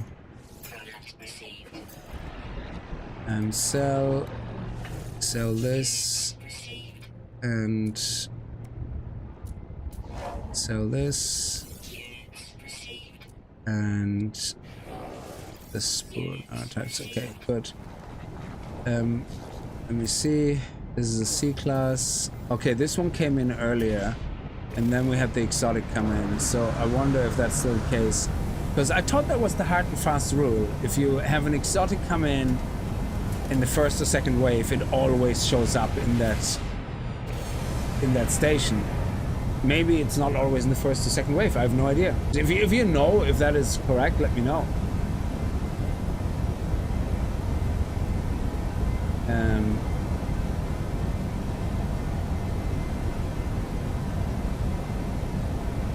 Well, you're not really a slave. You get paid. You work for the man. You're not really a slave. So if you're not having your own company, you're just, you know, a worker for someone else. But you're not a slave. Slaves don't get paid money. They don't get paid anything. They maybe, if they're lucky, get a little bit of respect, and that's it. You're working for the man. Or the woman, doesn't really matter. But I suppose the expression is working for the man. Yeah, so that exotic is not coming back. That is interesting.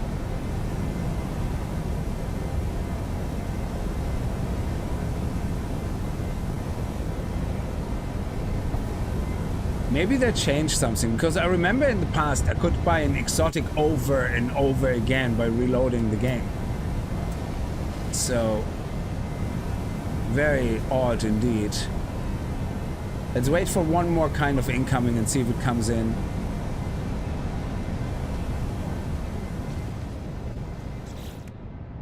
Oh yeah, we also can sell all of these unless we want to keep them. Positron, Starship, Shield Module. Starship. Yeah, sure, let's do another Shield Module. We're gonna keep that. There we go.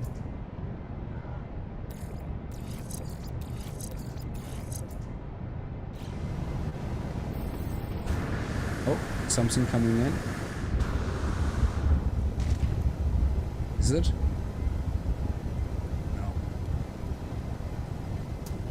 Oh, he's leaving. Okay, that's what the hissing sound was. Interesting. What is that noise?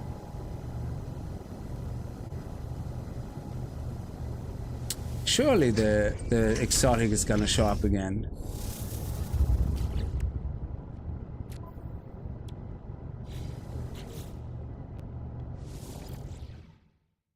I did another save and reloaded, so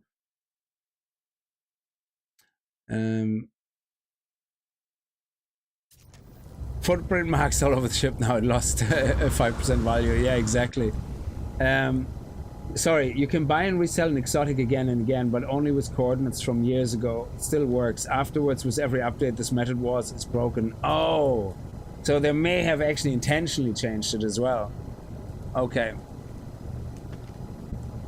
Because if I get a second exotic, I'm gonna fix it up and sell it, end of story. But I don't want to do that if I only have one exotic. I might replace the exotic, so I kind of would like to get to a point where I have one of every type of ship. Like one hauler, one fighter, one shuttle, one exotic, one living ship, one squid ship, one solar ship. And I think that's all the type of ships, I think. Oh, this is what we had earlier. We had this guy come in, and then we had the exotic come in.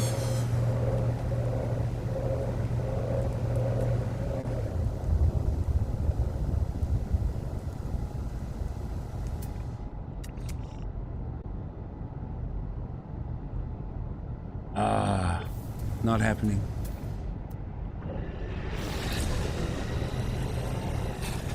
Yeah, we're gonna move on in a second, so sorry for trying this out, but I'd rather give that a good trial and error than, you know, just assuming it is still the way it was.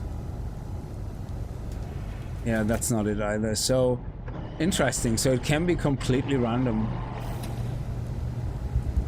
A-class, fine. Yeah, so outlaw systems, I think, are the ones where you most common have the solar ships. There's legendary blue squid. Yes, this method and the coordinates still work, but honestly, Sentinel fighters really replace them with less effort. Well, you still want to keep one though to have, you know. Oh, and the Sentinel ship, exactly. You have that as well. So right now, my selection of ships are. Oh, I have still some rubbish ship to sell. I forgot about that. I have a Sentinel, I have my current ship, which I'm upgrading, and I have the exotic now. So, I didn't know. Starship is critically... Oh, yeah, okay. That's the one we found on a planet. I haven't even fixed that. So, yeah, we have to fix that and sell it. So, I'm gonna wait for one more wave, and then we're gonna move on. Let's see, is that a S-Class? No, that's a C-Class. I love this look of that thing. It's awesome. Anything else coming in? Okay. Yeah, it definitely doesn't work anymore. That's a pity. Unless you said you have the old coordinates, like... It's kind of sad because I think it was kind of great for communities to share locations of awesome, unique ships they found and people traveling to the locations and, you know, getting those ships. I think that was so cool, and I hope that not working anymore is like a bug rather than that they intentionally changed it, because I think that's a really, really awesome way of the community to kind of play together in a way, you know? Oh, there it is, look! And this one is actually 2 more slots. It's awesome. Okay. So what we can do with this one, we make some money with this one, yeah? So it does come again, you just have to do a few times reloading, but it seems to be consistently like showing up, I guess. So this one, oh yes, beautiful. So what we're gonna do is we're gonna buy this for 33.5 million.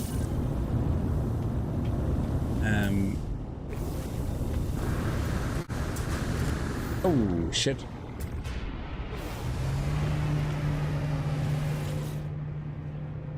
We're going to upgrade the ship. Apply augmentation. 1, 2, and new row unlocked. And now the ship is worth 66 million. So we just doubled its value basically, yeah? So we bought what, 32, 33? If we scrap it now, 46. So we made 10 million easy.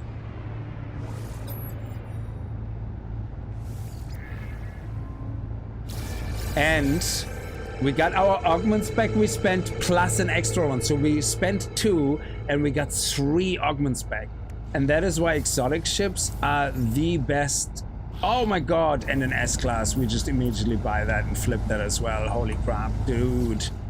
That is just so lucky. Sorry, you have to do that. That's why the Sidetracking part is in the title of the stream. We're not gonna upgrade it though, but because it's an S-Class and a cheap S-Class, very cheap, we gonna be able to get at least 1 augment from it as well. So if we just salvage it, claim scrap.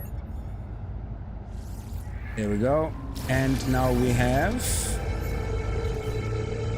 Oh, we got 3 again. That is amazing. That is wow.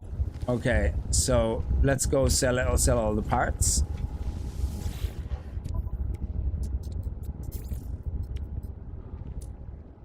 The recycled circuitry, 500 mil.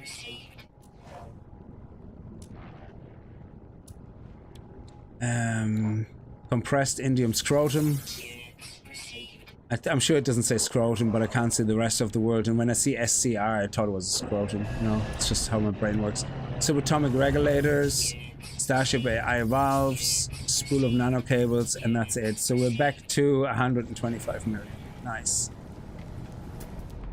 And a C-Class. Okay, that's very good. Sure, I have nothing else to sell? No. Okay, good.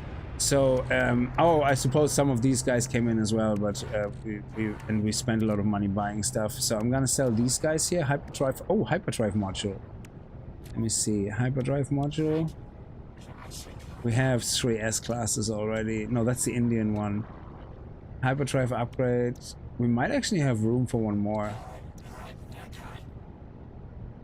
Yeah, but we're gonna need to upgrade it now anyway. So C-class, and it's just C-class. Okay, so let's spend, again, I only keep about 3 or 4 on me. The rest I spent on my ship. That's the reason I'm doing this continuously as I play the game, is because I want to upgrade my ship as well. So I apply augmentations now, especially up here. So we have plenty of storage now. So let me do this, this, and this. And I think that I had 11, so I used 3, so that's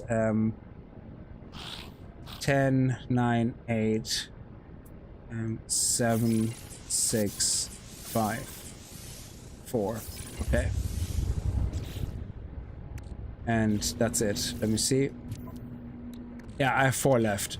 And 4 is enough usually that when you come across an A class or a better S class with like 30 storage or something, yeah, you can just upgrade it and flip it, you know, just like we did with the exotic, which makes a lot of sense. And then you get your money back, plus you get your augmentations back and grow them so you can keep upgrading your ship. So you never really run out of money because, like I said, once you have like money, it's so easy to flip.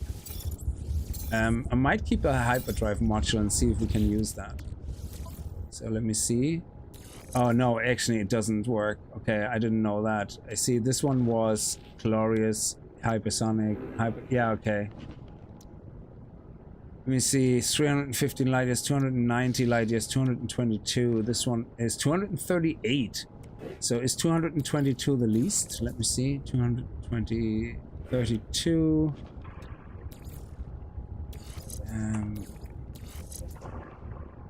252, yeah, so this one is the least amount, which is 222. So we're going to use this one instead, 238. Oh, and this one is actually 232. So we're going to put this one into here and put this one over there and scrap this one. Okay, it was a slight improvement, nothing too major, but slight improvement. Okay, excellent.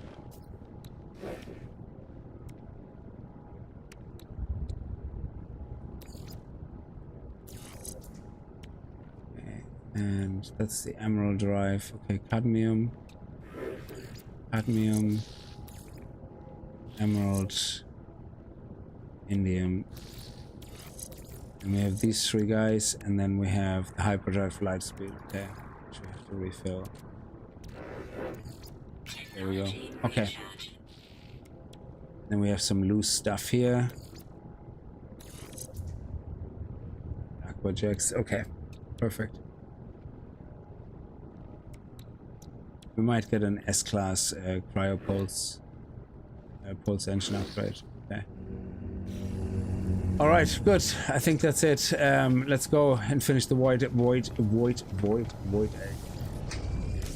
And then once we have 50,000 nanites, we're gonna upgrade our ship to an S-class as well, which is the whole point. And then we're gonna upgrade our multi-tool to an S-class. Just why not? Yeah. And that's pretty much it. So we have 40,000. We only need 10,000 more nanites. Which is gonna be easy stuff now.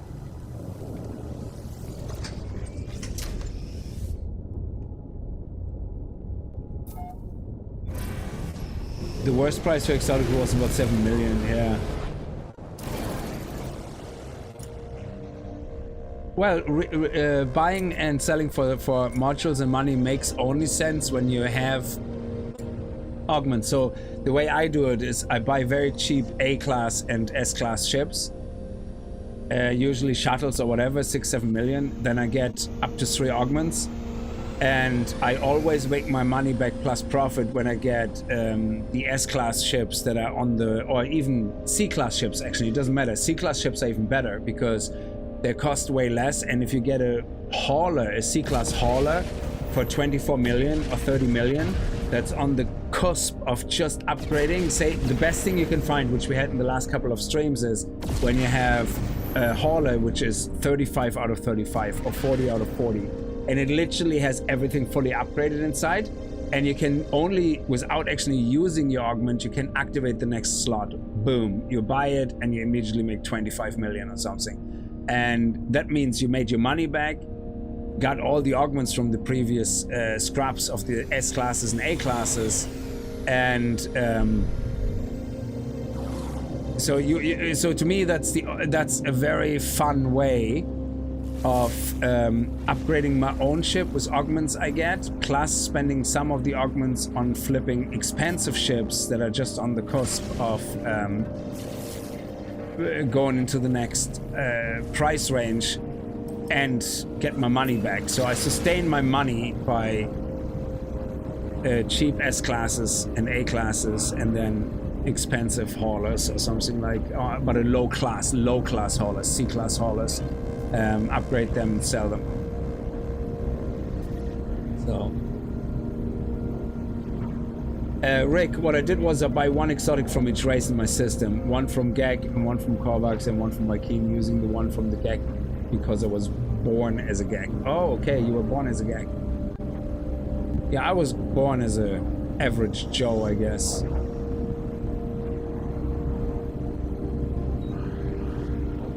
What is the power of my spaceship cannon? Not a lot, I think. Let me see. It's 23,000 at the moment. It does take care of. I don't know why it says damage potential 332. I don't get that. So, and I have only one upgrade so far. I can put another 2 S-class upgrades on this.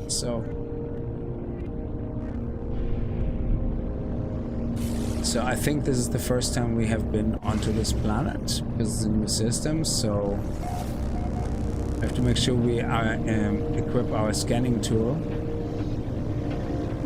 Planet signature matches the void egg. Needs the void egg is homing into a set direction. Let me see if we can find actually the thing that it looks for, which I'm assuming is another monolith. Don't see a monolith here. Okay, let's just land then.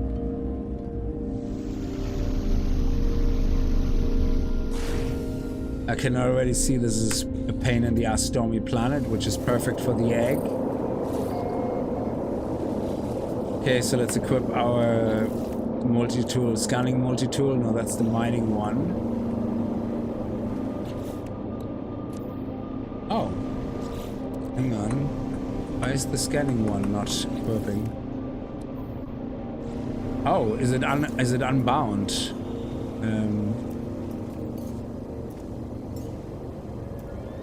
Oh, it was unbound. Okay.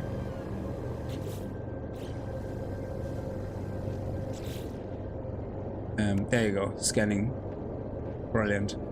This is an exotic one, or experimental one or something, which has the highest scanning bonus, especially if you upgrade it to a C class and stuff. So, but let's scan some fools here. There you go. I mean, it's not a lot, but it will be a lot more, of course. Is there anything else to quickly scan while we're here? Yeah, there's one more creature over there, but it's kind of buried away, so I don't think we're gonna see it. I think it's behind the mountain. Yeah. Okay, so let's go to the actual occurrence. It's 100 away, genie man.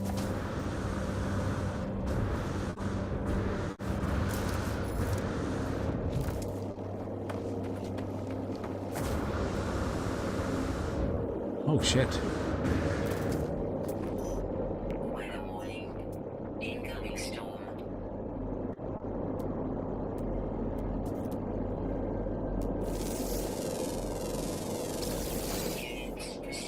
Let me just go there quickly, otherwise because we're so close to it.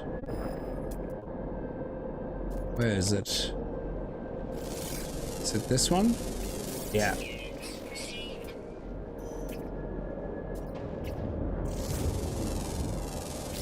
Good.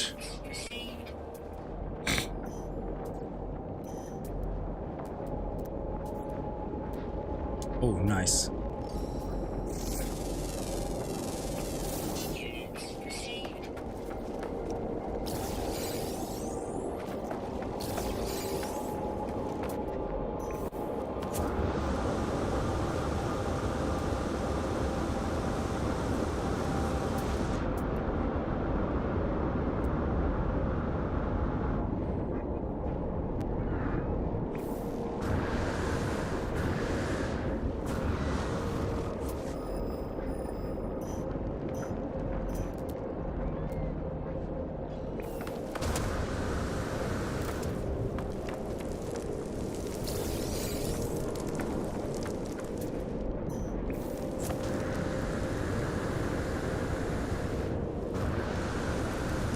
Yeah, I think it's over there.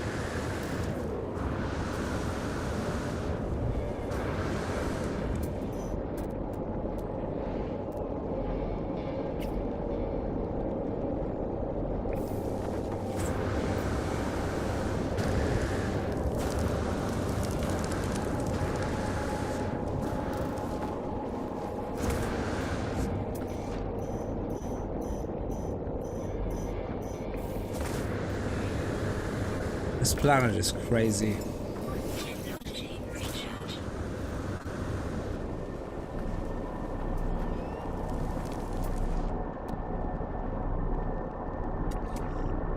Oh, come on.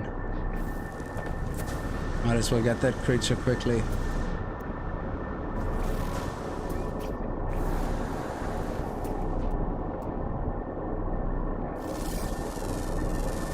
Yes, 440, nice.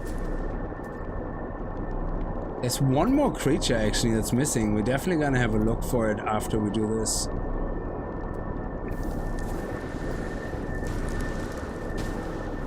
Okay, let's do this.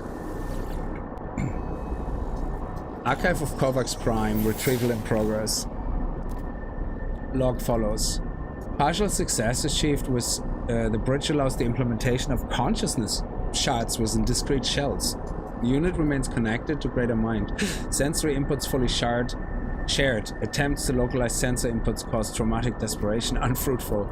Suspect biological core required. Root sensory experience and bodily experience to improve stability. System must have a local control. Experimental synthesis. Awaiting biogenesis materials. Replace more data from before the destruction of the Kovacs. So we don't have the material, so it will probably show us now where it is. One of the plants is another multi-tool upgrade, the solar ray. A highly specialized addition to the multi-tool mining capabilities, transforming into liquid sun. Oh shit. Hi, how are you doing? Pulsating core, holy crap. Dude, how are you doing? Ashes of Reyes. Hey man, how are you? I mean, I can see the planet offered something amazing, I guess. Okay, so what do we have to do now? Install the gifted solar ray. The void egg host requires a heart. Okay, so let's go to my mining tool. There we go.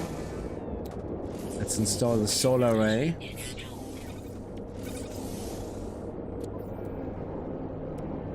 Okay, it's now installed. Oh, it doesn't even need... Okay, fair enough. Put it down here. The void egg host requires a heart. Gather liquid sun to craft pulsating cores. The solar ray will convert terrain deposits into liquid sun. So what? I just...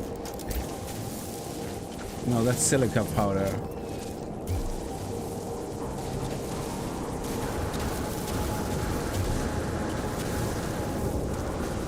Okay.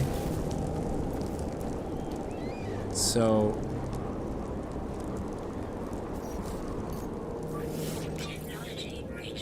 Convert metal to... Press 4 to equip solar ray. Oh. Flatten, restore, mine... No.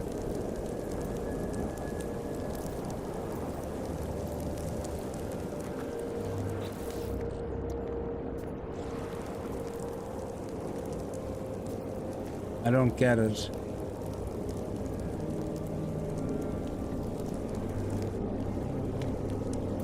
Oh, okay, hang on a second. Ah, solar ray, okay.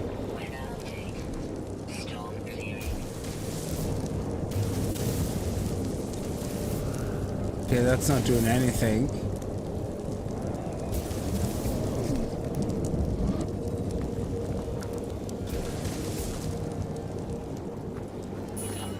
So is it actually deposits? So I have to go and just mine any deposit with this?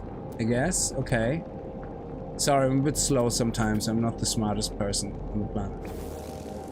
Also, is that scanning? Where's the last animal?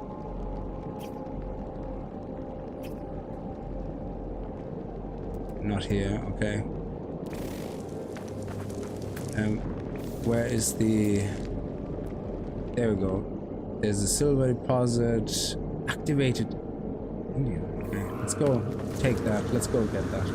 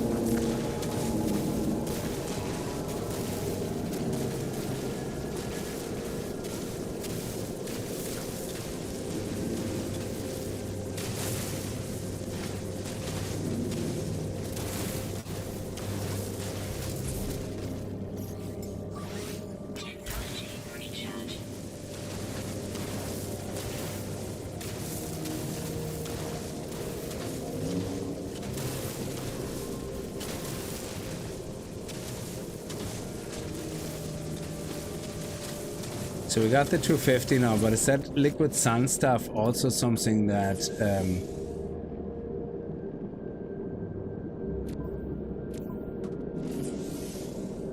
we can scrap? No. How expensive is it? Can we sell it? It's worth not much, so there's no point mining more than we need, then there's no point. Okay, what now? The void egg host requires a heart. Gather mordite to craft pulsating core. Mordite, we can get that from killing animals.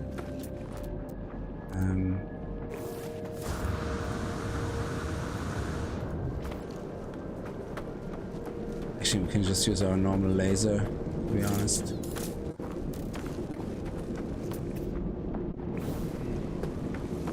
I guess this is faster.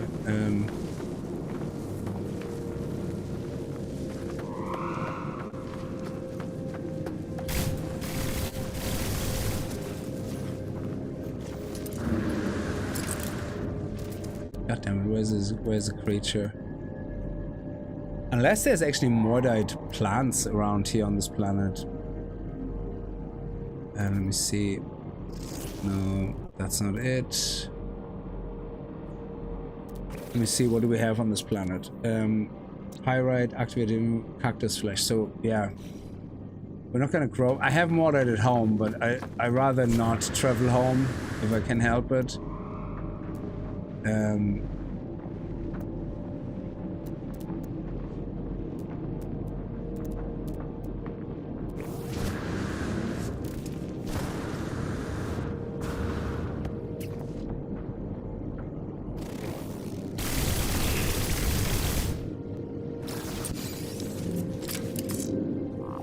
I got 30 mordite, I need 80.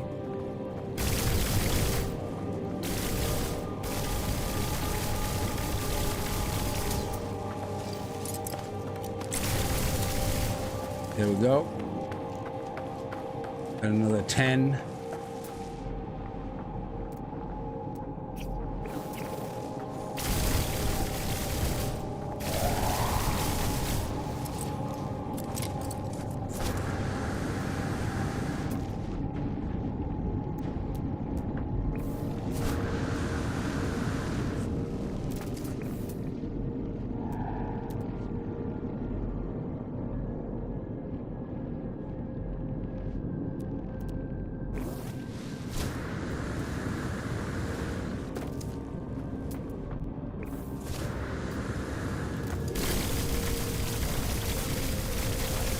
There we go, got another 10. Oh, 14 actually, that's even better. Weather warning. Incoming storm.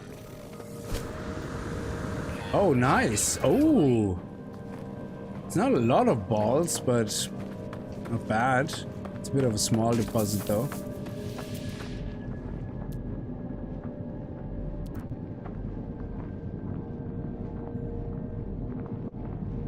Oh, actually organic rock, I think that is mortite as well.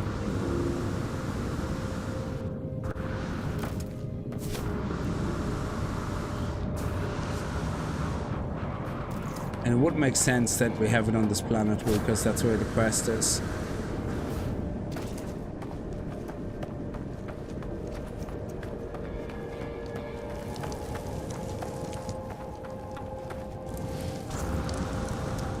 Yeah, I think that's mortite. Yep, there we go. Look at that, hundreds of mortite. Whoop, whoop. Sorry, I'm out.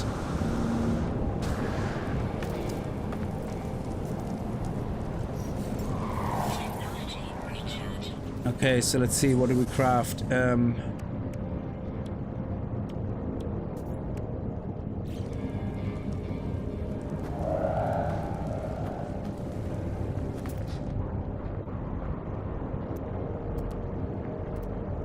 Okay, void egg.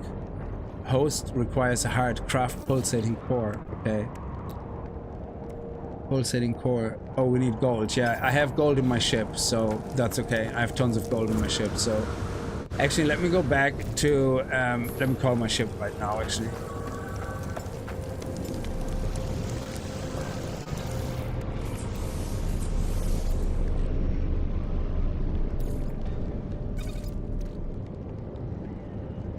Biometric construct, organic particle. This device is part pump and part accelerated evolution. So I'm getting slowly the parts for the actual living ship. That's pretty awesome. Okay. What now? Return to the ancient biogenesis structure. Okay.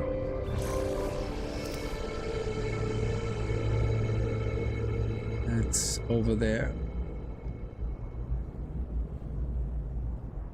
It's lovely how much we can see in this game, on this planet right now.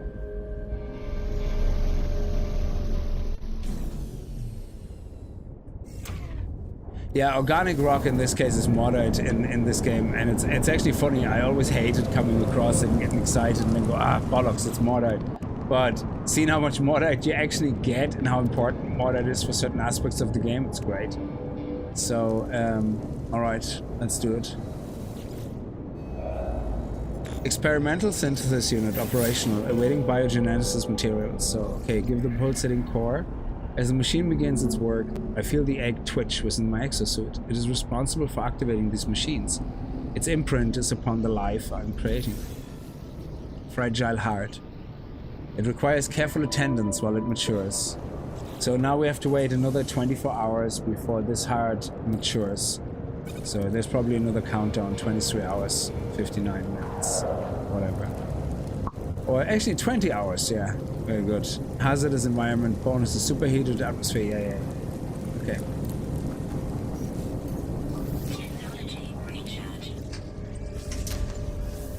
So, now that we have to wait for this, which means we can't really do anything except wait, and that's 20 hours, which means we have to wait until next stream to do it. I'm actually more curious about finding the last creature. Let me see where the creature is. Last creature. Oh, found in south. Rare ground, mostly nocturnal. Okay, south. So let's fly to the south. Let's fly a little bit higher above the clouds. Fly south. And I don't know when we're in the south of the planet, but I guess flying south for a little while should hopefully trigger the creature.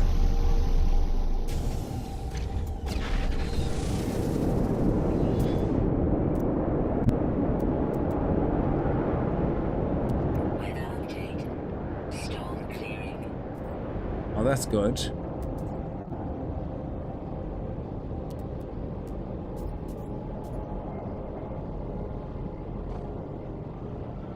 There's so many cactus things around. Okay, I suppose let's go south. And keep checking out if we can find one of those guys. It's always worth to look for them at least.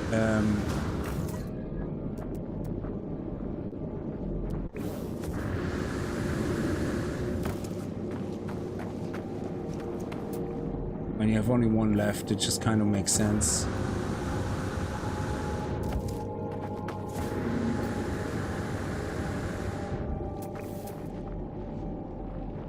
Just in case.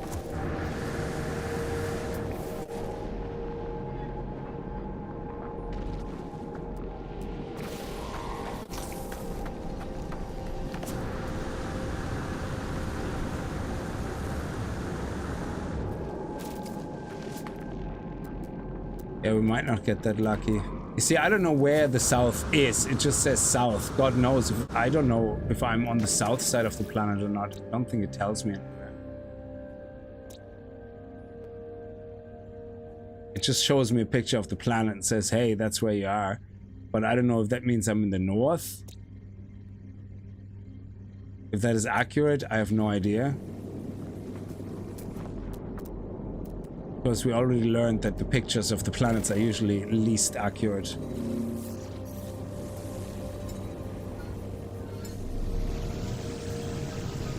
How different the approaches to this game may be, yeah. So, do you think my position is actually accurate on the planet? So, if I travel south, like obviously in space to get around the planet a bit more. So, I'm on the north side of the planet right now, or kind of north, yeah? So, are you saying if I travel around the planet, I can see it better this way? So, let's travel a little bit.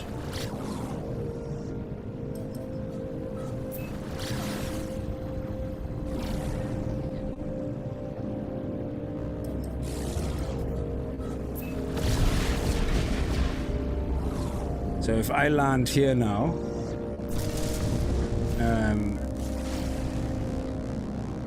does that change where I am on the planet according to the image?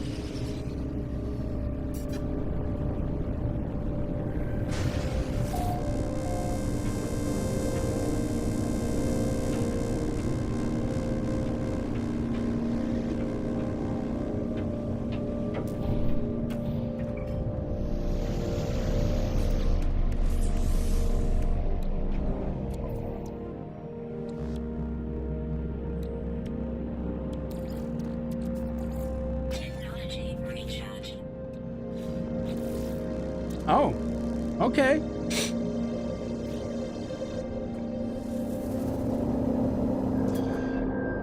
There we go. Holy shit. That worked.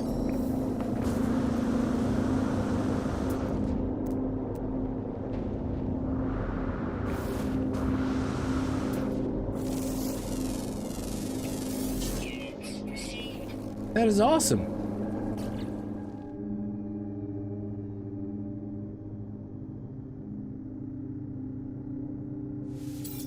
That would be pretty sweet. That is not what I found, but this guy here, he looks weird. Okay, I'm suspicious of this guy. Hang on a second.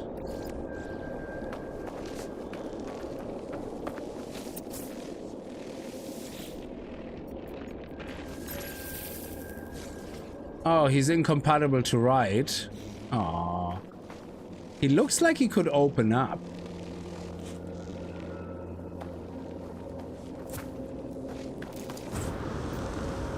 What is this? Silver. How much silver do I actually have? I have enough.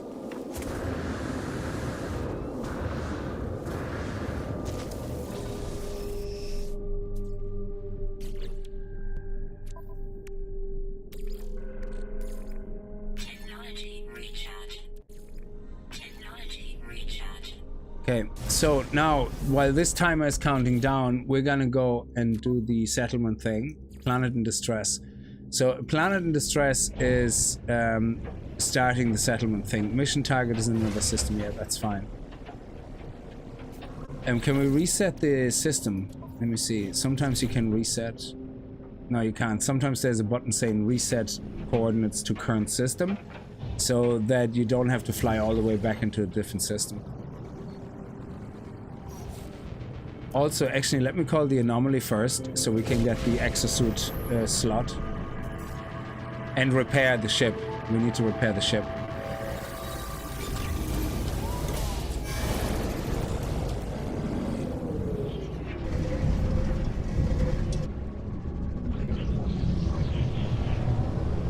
Oh, I don't pay maximizing income attention either. Like, I just like to try all the different ways of making money, and because they're fun.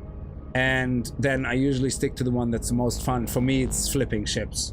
Like, I think once you have a certain amount of money, it doesn't matter if you have 500 million or 10 billion, because what are you going to spend it on, you know? So I think there's a certain amount where it becomes redundant how much money you have, yeah, but it's still nice to continuously make money, so which is nice. So, but if you always do the most maximum, then you just, I don't know. I like to try them all, but the most fun to me is always the ship flipping. So let me see, if I go here and call this guy, he will be automatically repaired now, which is exactly what we want. So if we look at the starship, you can see it's repaired. We're gonna take this guy out, we're gonna take this guy out, but we can't. Okay, put this into our inventory. There we go. And now if we go to a space station, this will be the ship we can summon now because it's repaired. But first, let's go and get our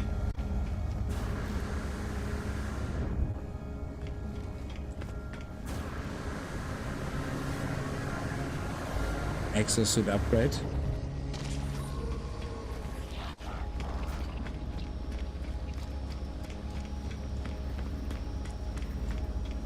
What's the once upon a time option?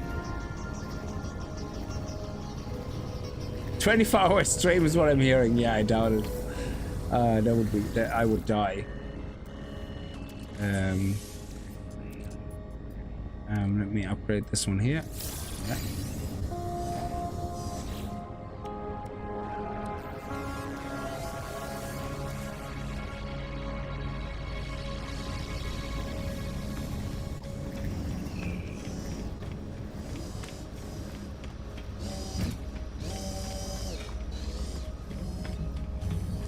My dude did not lose weight. I worked really hard, yeah, to only, you know, lose as much as I can afford to gain, so.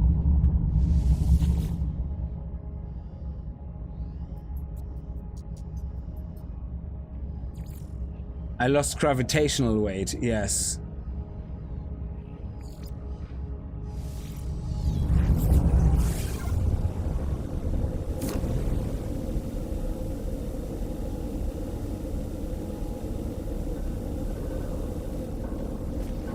Okay, we're gonna scrap this one. I got a material from one quest, only one unit, and its price was 1.5 million. I saved it to learn how to craft it. It disappeared, and I have the memory of an 18-year-old man. Oh man, that sucks. I actually already, in the very beginning, the first couple of systems I visited, I saw a blue squid ship. And I even posted a picture of it on Discord. I have no clue anymore where the system is. I have no idea. Maybe it's on the screenshot or something. Yeah, I buy a lot of resources as well from the pilots. Sometimes I stay on a station and I just basically do all the waves, go to all the pilots. That's how I ended up with so much ferrite dust.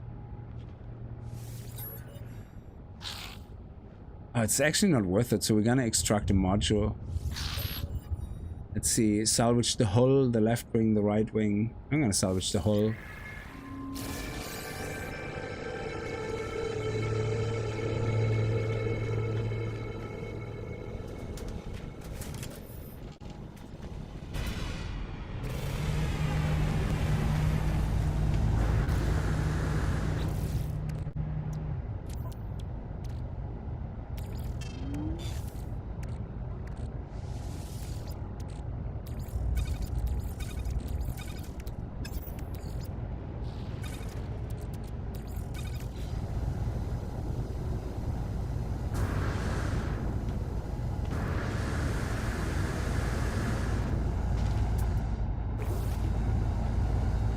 I thought I heard another ship. Oh, there's another one coming in.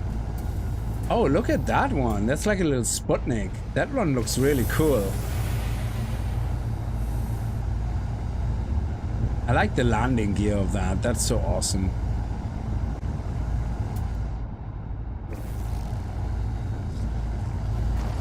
It's actually pretty sweet.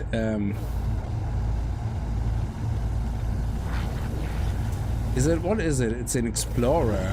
Yeah, let me actually buy that and then scrap it for the cockpit.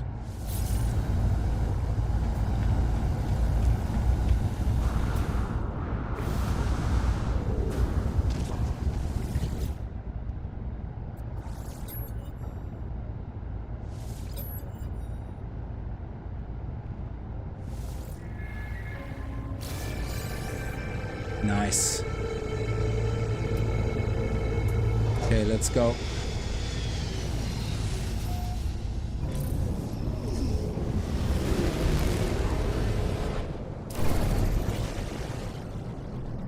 Okay. Current mission.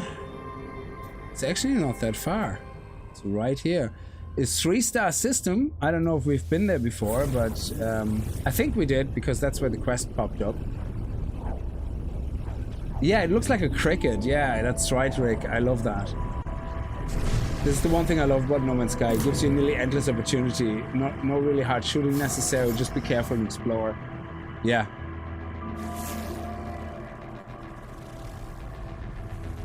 Yeah, I was already in the system, apparently, so let's go planet side. Oh. What happened? Oh, okay.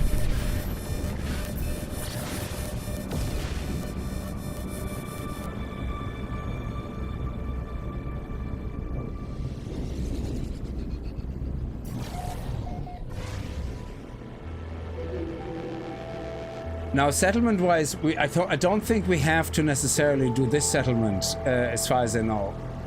We can buy maps for settlements, and I don't know if the quest can be transferred in that sense. Oh yeah, we will design our own ship, absolutely. I'm just collecting parts. I have a few at home still, so whenever I see something cool, I get it, and we'll see at some point, yeah.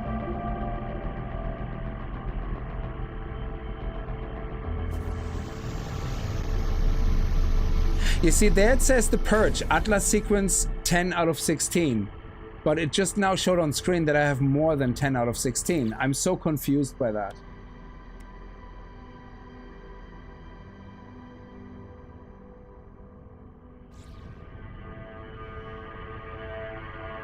Yeah, so I can do the quest, like, I suppose what I'm kind of wonder about is, do I need to... Like this one says planetary settlement detected, outpost status vulnerable, yeah? Now this is part of the quest system now, yeah? Planetary settlements. Does that mean I have to do the settlement now if I want to continue the quest chain? Or can I go and find a different settlement? Oh, life on a harsh frontier. Assist the local population of a planetary settlement. So I can basically use any planetary settlement, yeah?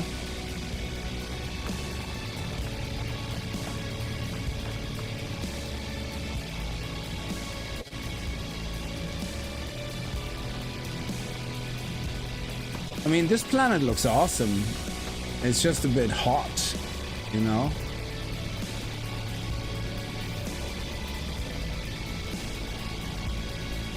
It has venom sacs.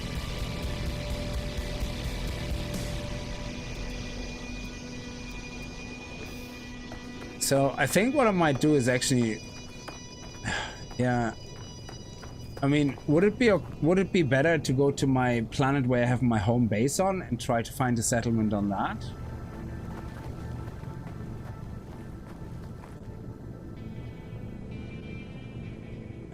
Well, let's see if we can switch over that quest. I'm not gonna give this one up, obviously, but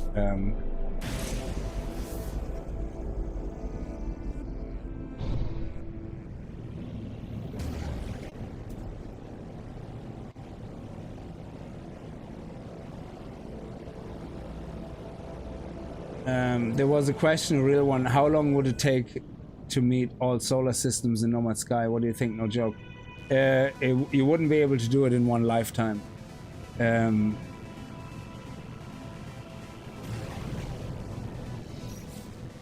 There's like a trillion or something systems here. Or something like that, or a trillion planets or something. It's a ridiculous number. They actually said that all the players playing at the same time would not get to visit all the planets in a single lifetime. Something like that.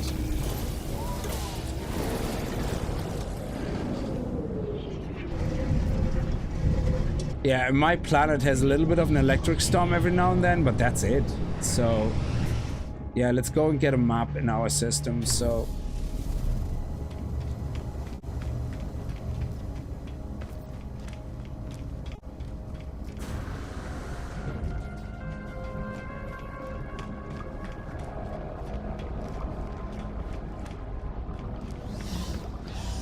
yeah, Green Wiggle, I'm gonna do that. I'm just gonna go into my system and buy the thing quickly. The map.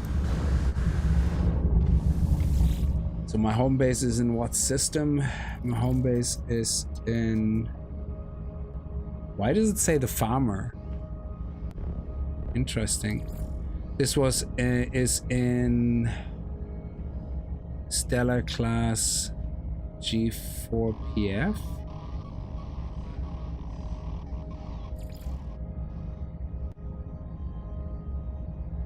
There should be an icon, I think, where my base is, where my home base is, no?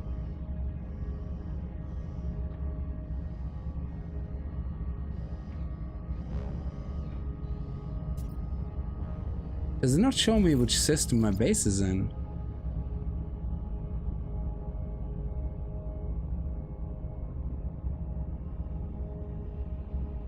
Yeah, Stellar class G4PF. I don't think that's the name of the system, though. Don't think so.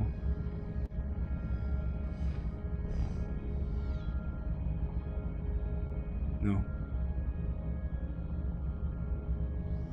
And I don't see a base icon anywhere.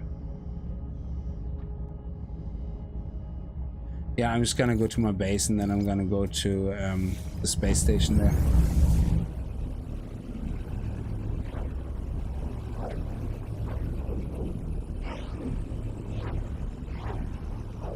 So the data injection is not necessarily in sync with the actual count of clips I have, okay.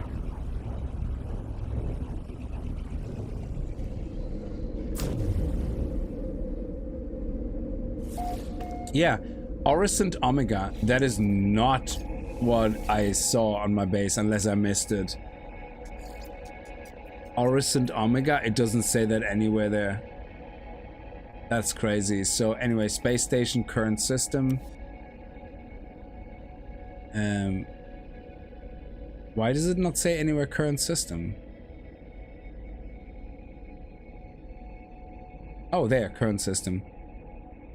That's crazy. It's actually Ezekiel Exchange, Stellar class. Yeah, that's the same. That is so weird.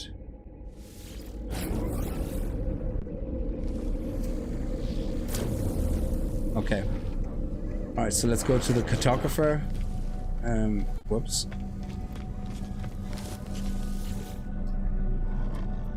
And exchange a specific chart. Let me see. Ancient artifact site, an ancient ruin, encrypted suit, an uninhabited outpost. A distress signal? It wouldn't be a distress signal, would it?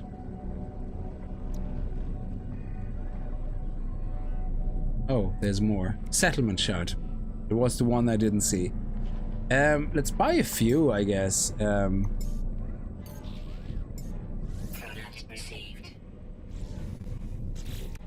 Yeah, we have loads and loads of charts anyway. Oh, I have no more in my inventory, but I have loads more here. And there we go.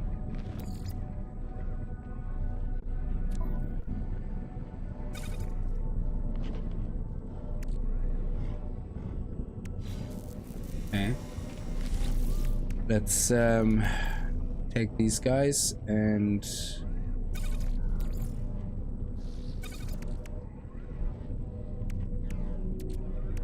go back to our base and then execute one of those.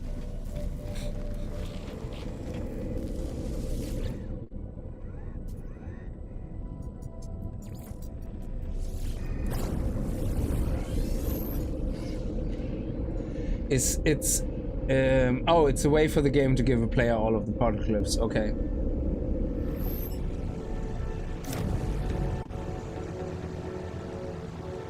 Man, I just really hope that Light No Fire is gonna follow suit, except with the terrible release, but that it's on release day already stable. So what I hope Light and Fire will be is, I get it why it could be in early access, yeah. Unlike Subnautica, which I just can't get my head around. But Light No Fire being in early access could make sense, or with a basic version full release with continuous updates. But I think early access makes more sense because of the complexity of the game. But if they release it without major promises like they did with No Man's Sky, and they correctly set their expectations, and they say, we have limited features active, you know, we have a basic working base building, we have basic animal, or whatever, dragon taming, because I'm assuming that if dragons are what you fly, that instead of buying them or trading them, you actually have to tame them, which would be fucking awesome if it was a taming thing that you have to do instead of buying a dragon, yeah? And that would be just absolutely amazing. But anyway, so you have a basic system where you get the dragon, you have a basic system where you go from... so basically have a very basic of each system already working, similar to Path of Exile, I guess, yeah, where you have a lot of the base game working and then the end game is what you work in. But this time, the system is stable, yeah, because it's based on the No Man's Sky engine. So there should be no reason for it not to be stable. Of course, there's still stability issues with the features, how they change the engine to do what they want to do in Light No Fire, but I think we could be lucky and see Light No Fire come to early access in a very stable condition. Maybe not with a lot of features, but not in the same disastrous release as No Man's Sky was, because clearly they learned their lesson. I mean, you can see the absolute bangers of updates we keep getting for No Man's Sky. So they definitely, know what they're doing now. Let me get rid of... Oh yeah, my storage. So let me get rid of some of my things in my inventory.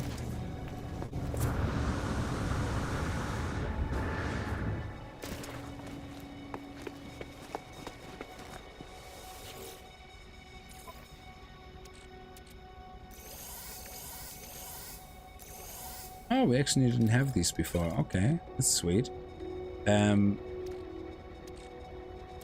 Oh, we didn't have these before. Okay. They have all the same image. The awful sack. Feline liver, feline liver. Oh, lots of feline livers. I clearly didn't like the felines here in this game. Meaty chunk. Dirty meat, meaty chunk. Okay. Meaty chunk, meat, dirty meat. Dirty meat, meat, meaty chunk. Okay.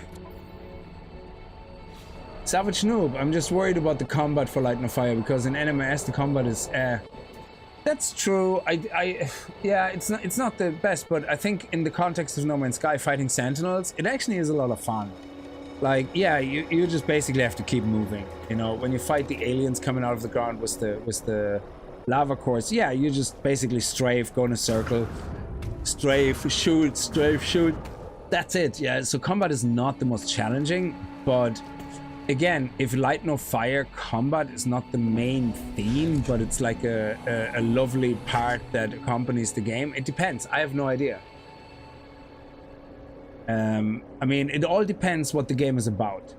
If Light No Fire is in the similar vein of No Man's Sky, where it's about the mystery of the planet and finding out the story of the planet rather than the galaxy, then combat might not be that important. But I haven't seen all the trailers fully yet, so there could be group combat maybe. I don't know, I have no idea. So combat could be more important, for all I know. But yeah, then if it is, they have to definitely update it, yeah.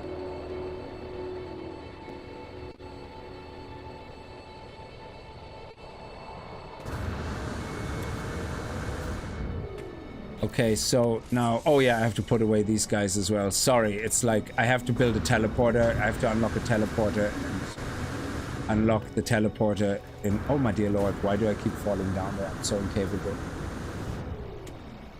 Do you know what? You know what I'm gonna do.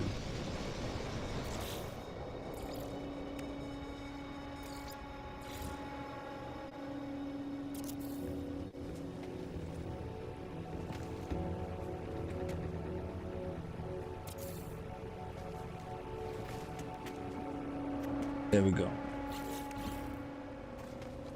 And no clipping. Yes, beautiful. Problem solved. Yeah, but I leave it open here. So, okay. I think the ship stuff is in 3. Yeah.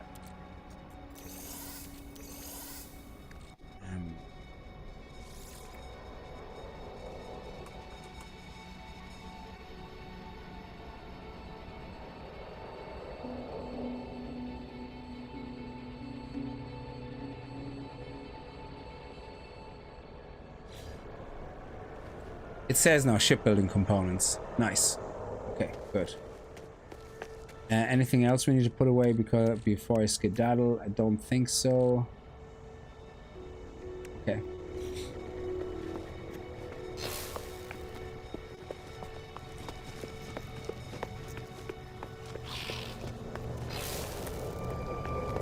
Let's execute the planetary shard map for a settlement. And let's see what we get.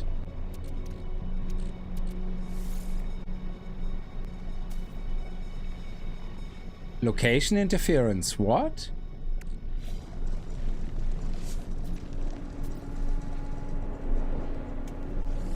Okay, maybe I can't do it from my home base. I'm not sure.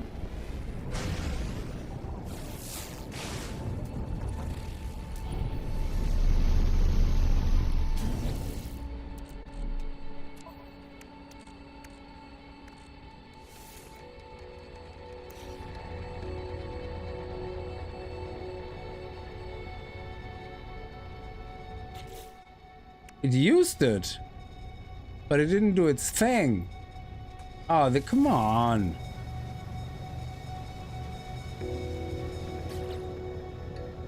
Is it bugged because I have an active settler quest?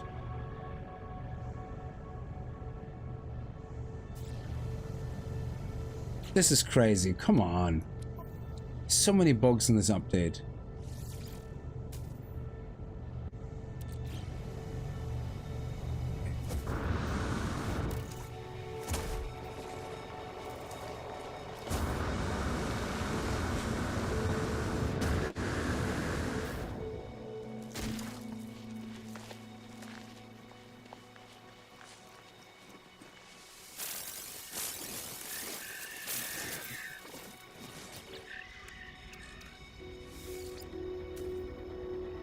What?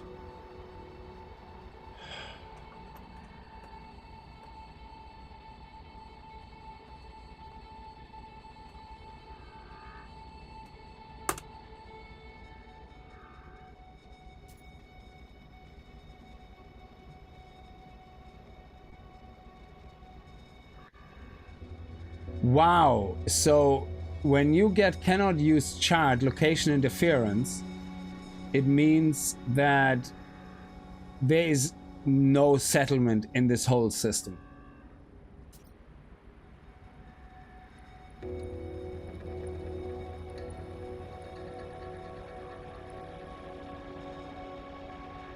Wow. Okay. But it just seems that you lose the map anyway when you're inside your ship. But the whole point of that message is so that you don't lose it. Lose the map. Which makes sense. So this system is not a good system after all, which is a pity because, like, we have our settlement here and it's a lovely paradise planet. Let's go to the other paradise planet, I suppose.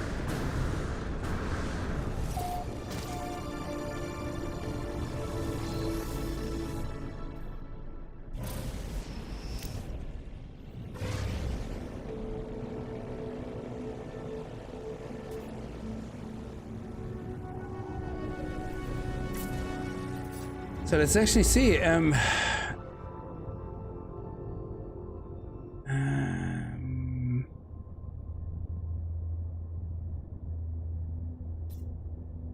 What? That's the current system we're in. And it shows a settlement icon. Okay, hang on a second.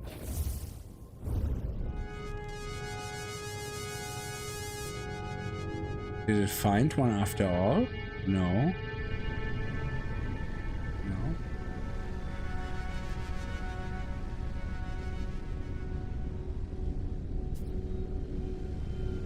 Oh, okay.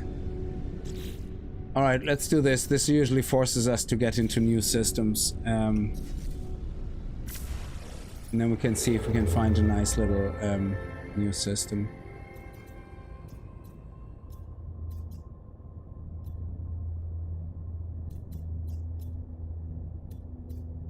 It's a 2-star system and it has water. We can see if we can execute it there.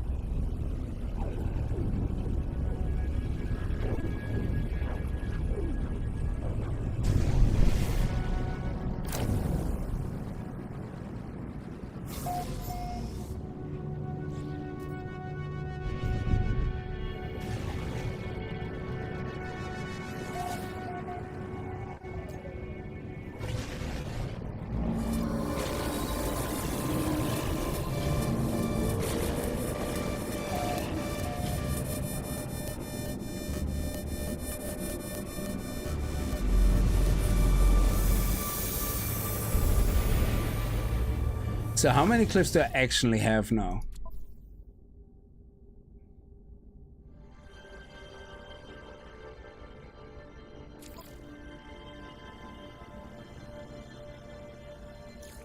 With the jack.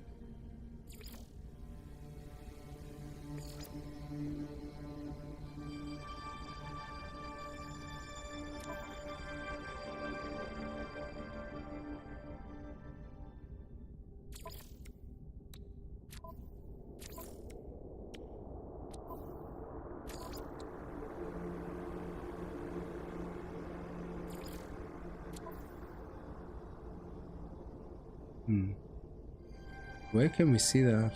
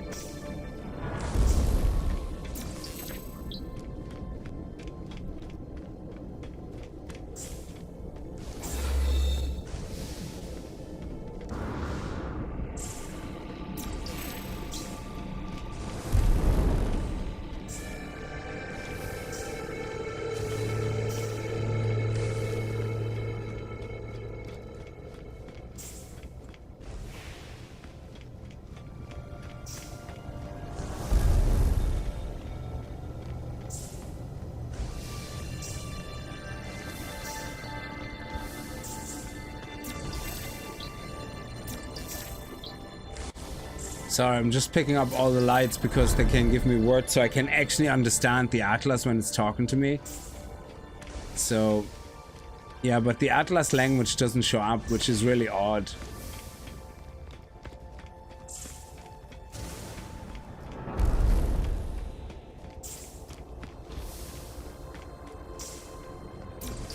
There we go, there's another word.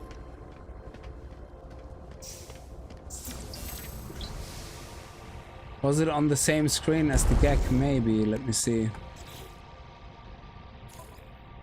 So we have the GAC, Monolith Vision, Ancient Plaque. No, that's different. That's just the text. And then you have the language records. The Viking, again, this is more text about the story of the Viking and all that, and then you have the language. I have most of the Viking now.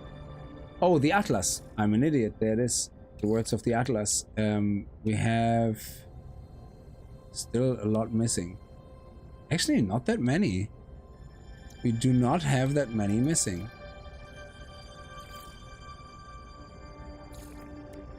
And we have 13. There we go. So we have 13 actually. We need only 3 more.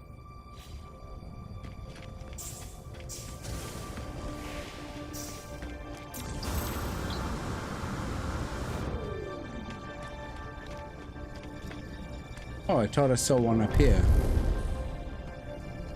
Okay, I must have been mistaken. Oh, there was one up there, yeah, but I already activated it. Okay.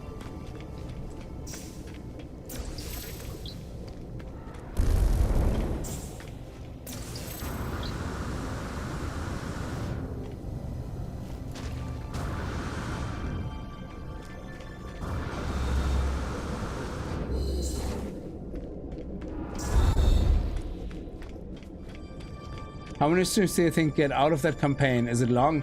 I think the game is about 22, 23 hours long. Alien game, and it depends how many times you fail. I think I can change the difficulty to easier if you fail too much. Bring us meaning if you're capable. So that's nice, we understand this now. What is learned can never be unlearned. I'm afraid that I've seen too much. They are glimpses, half-remembered visions of a time before time. I see the birth of the first star. I see the things that dwelled was in it. The eyes that watched. I see that what the Atlas saw at the moment of its activation. Oh, if Monster Hunter Wilds comes to GeForce Now, I'm also gonna definitely play that. All Atlas stones are not stones. This station is not a station. I'm not what I think I am. I'm not even sure that I exist. The Atlas does not care. The Atlas demands its threnody, its repetition sublime. Okay, submit. I silence my fears and renew my dedication to the path. Only the voyage matters. The destination calls to me. Okay. Oh. Photic Jade. Oh, I never made the Photic Jade, actually. Yeah, sorry. I never made the other ones. The Photic Jade because I needed copper. That's what it was, yeah. Crap. Yeah, we need copper so we can craft all these things. That's where I'm currently stuck, the copper.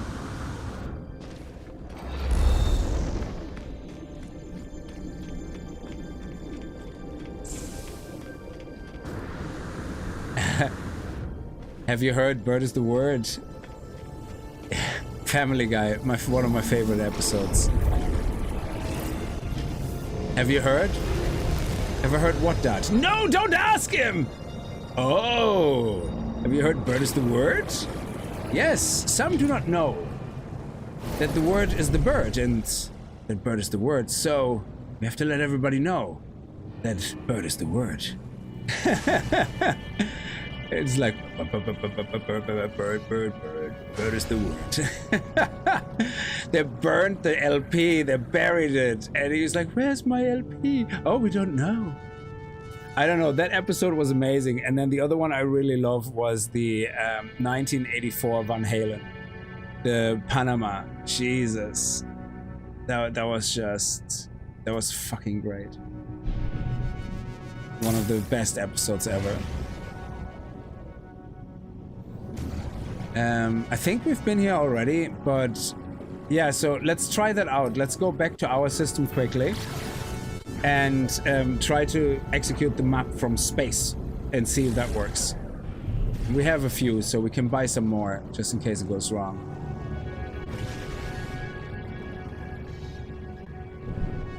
A bleak planet. Ooh.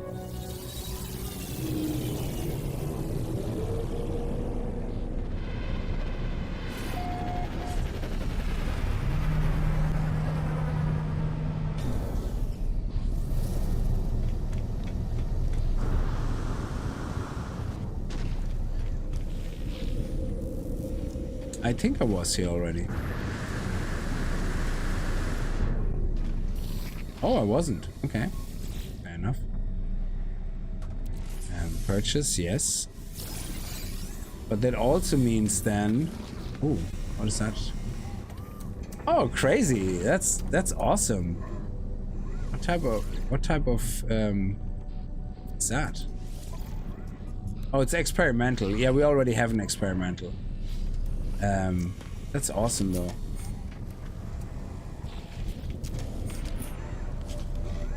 This one looks cool though. And what class is that? That's only a C class. Yeah, we don't have enough slots, but yeah, we're gonna get a new experimental. It actually looks like a little helmet. It's like something out of what am I thinking of? Badlands, something like, or Borderlands. So yeah, let's go over here. Yeah, we have definitely not been here. Let's talk to this guy to see if we have any data we can hand over. Donate, yes, thank you. Hard frames, we only have one. There you go.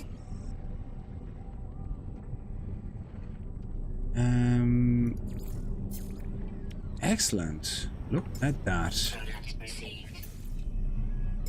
Product received. Product received.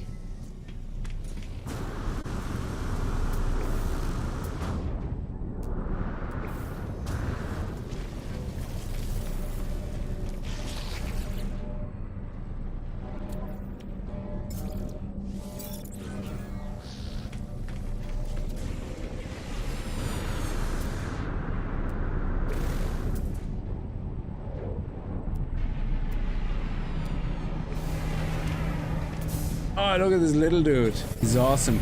Actually, so yeah, let me do a save point here. And let me see if any of the pilots has copper. Sometimes they have copper actually. And I can buy the copper and just get it over and done with.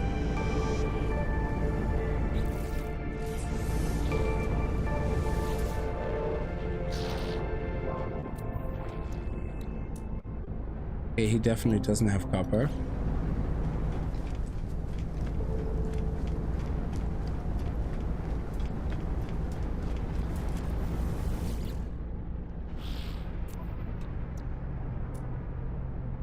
Always buy uranium, never say no to uranium and stuff, so.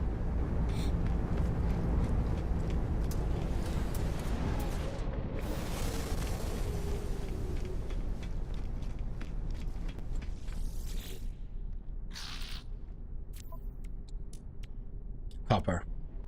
We need 200.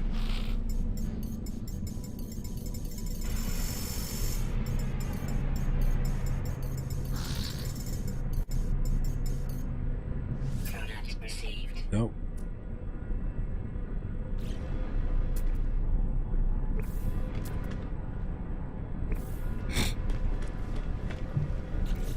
Now we can craft this and this and this. This. Nice.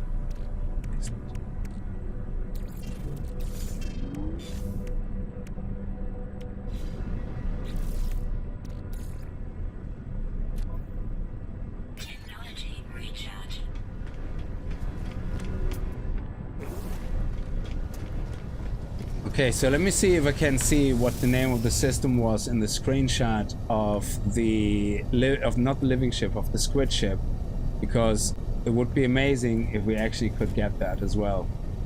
Just to sidetrack a little more, because we haven't sidetracked at all yet.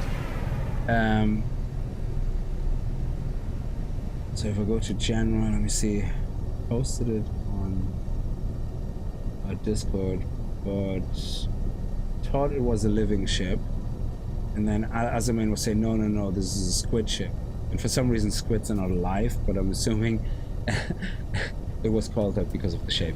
So it wasn't actually a physical squid. So let me see. I have the pictures of the Sentinel, of the... Where is it? It has to be somewhere here. Hang on. Living ship. Yes, okay. So I have the coordinates, but damn, it doesn't show the name of the system. It wasn't blue, it was orange actually. I thought it was a living ship, but the screenshot doesn't show the name of the system. It shows the coordinates, but not the name of the system. It was a red GAC system, a very early system in my journey. But holy balls, do I not remember at all where it was. It's terrible.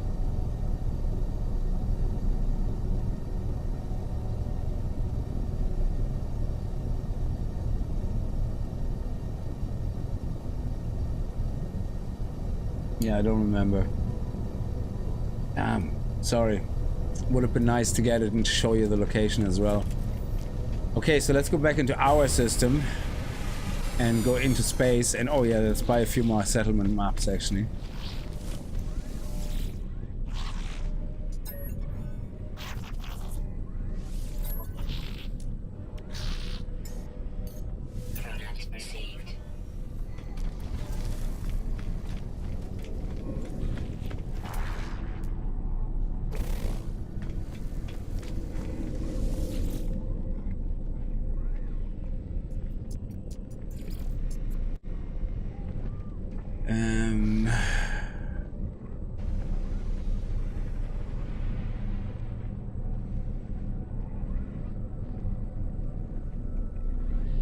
Should say previous system somewhere here.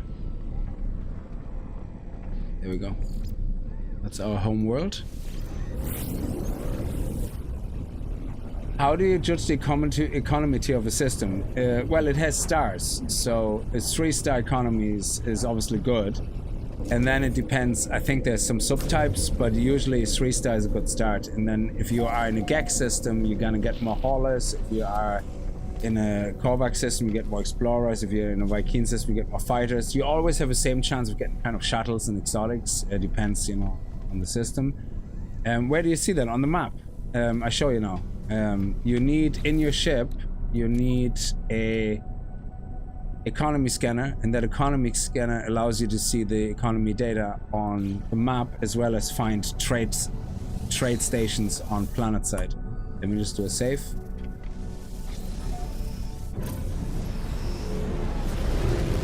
So if you have the scanner and I now go into here, I can see the stars there. So you can see this one is a 3-star, 2-star mining economy. Now I don't know what type of economy it is. It impacts it, but you can see, for example, this one is a 2-star mining. This one is a 2-star. This one is a 3-star science. I mean science, I guess, because it's Korvax. Gek because Viking mining, okay, fair enough, but Korvax scientific. So I don't know is the honest answer. That I don't know if the sub things have any meaning to what you can find there. So you just see that scientific means it sells for 73% more, it buys for 28% less, and mining is not as worthy, but I think that has more to do with the stars. There is a settlement hub interface, mission signal detected. So let me see, maybe it's switched over to my planet system if I go back to that mission now. If I go here, okay.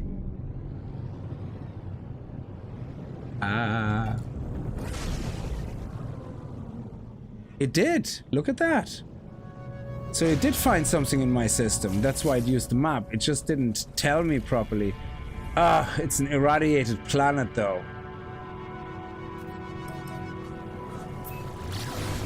So I guess what we have to do is we have to go investigate the distress signal, and then once we did investigate the distress signal, I think we can execute a new possible location. Or can we do that right now? Let me see. So we have one here, but I don't like that one. So let me see if I can do a different one. It still chooses the same one, does it? Oh, planetary settlement. That's on the same bloody planet. Okay, how about another one? No, that's it.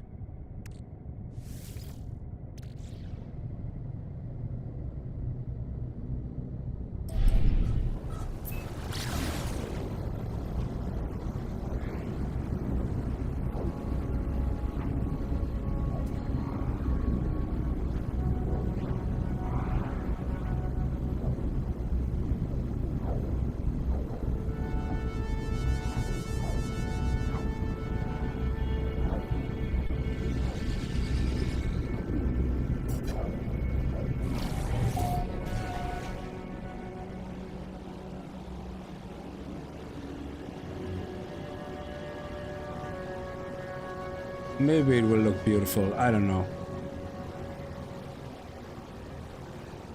Oh, no worries. You're welcome, Mirrorman. No worries.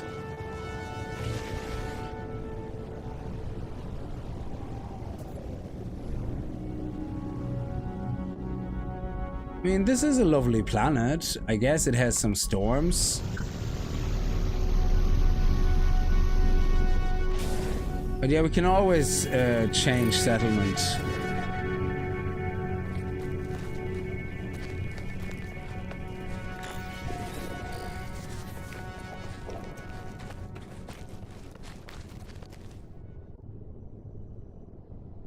It's nice and quiet.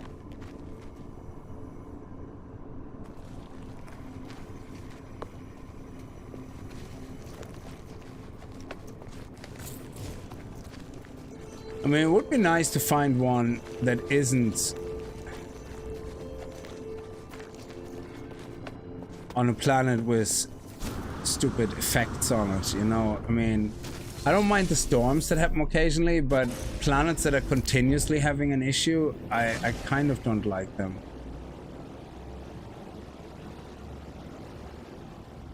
So what we can do is go to one more system and then execute it there.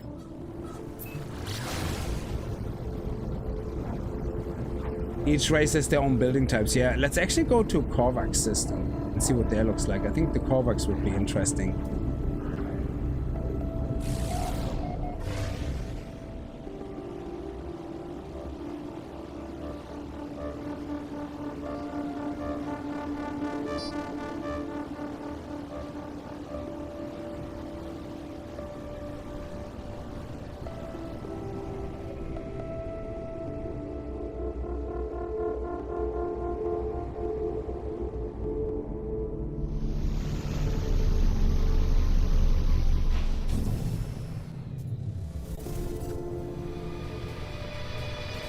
Okay, let's go to Atlas Path. I just don't like the system it's in.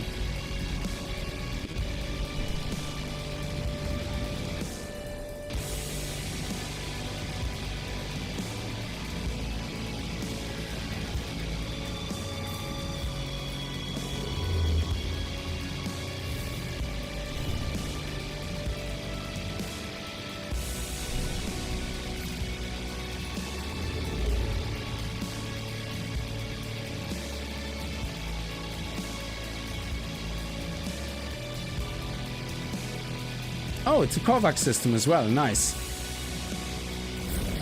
So let's see what we find there.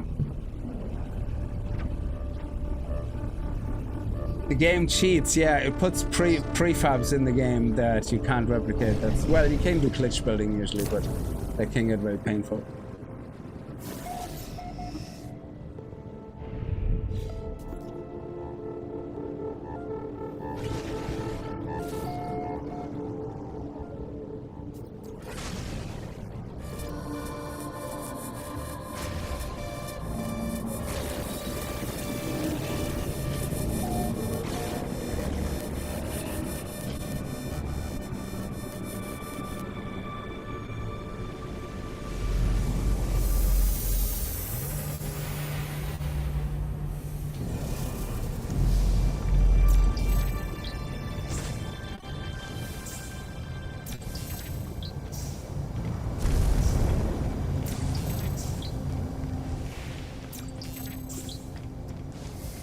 Sorry, it's just something I know that is a bit boring running around and touching the lights, but that is the only way of learning the Atlas language.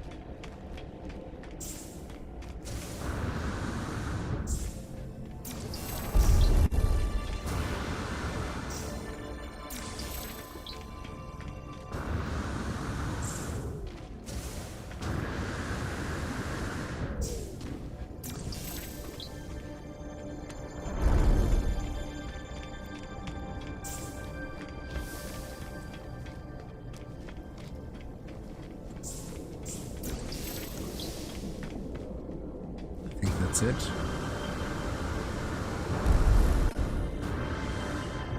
Yeah. Technology recharge.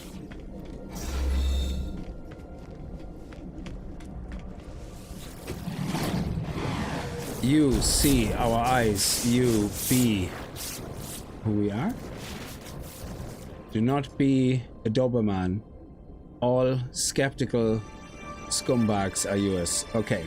I have become the servant of this ancient sentience.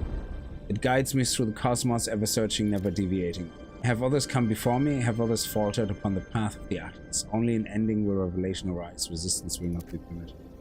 The Atlas wishes for me to know what it is like to create. It wishes to share some portion of its being, a sense that it cares deeply about its journey, that it's trying to show me something it cannot articulate through word or demonstration. Okay, let's go. I have no choice but to proceed. This is destiny. It's the program I have always been searching for. I cannot falter. Okay, we have Emerald, because we're amazing. So, let's do that. There you go.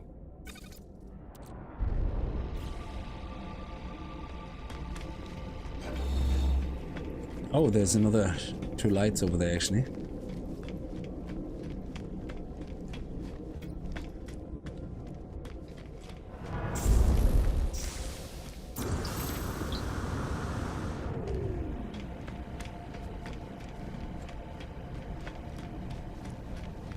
Let's do a quick save here.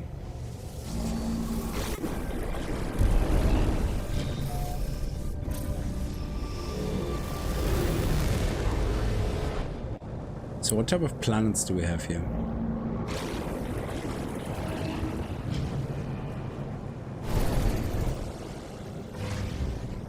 So there's a water planet, there's probably an ice planet.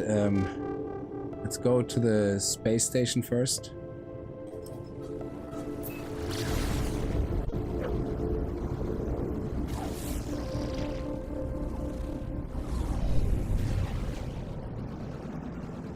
I bet you it's on the freezing planet.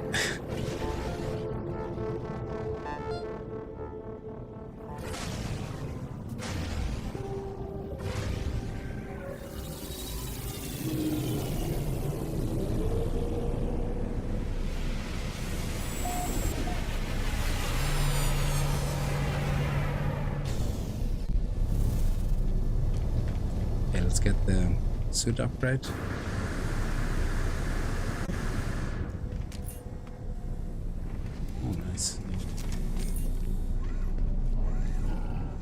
So what is this? This looks like a pistol.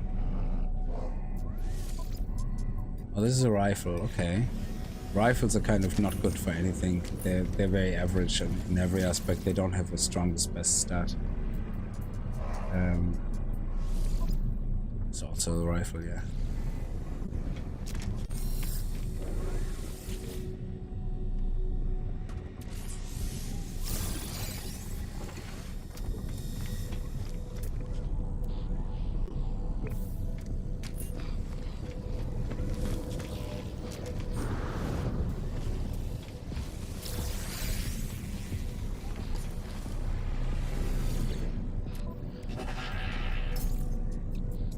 Excellent. Excellent. Excellent.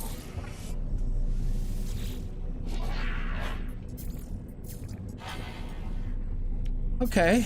Sweet. We could buy actually 3 of those, and we have them all unlocked. We're topped out. Awesome. Sodium nitrate 500, lava core, storage augmentation, thank you, and mining beam module. I probably have already 3 mining beam modules.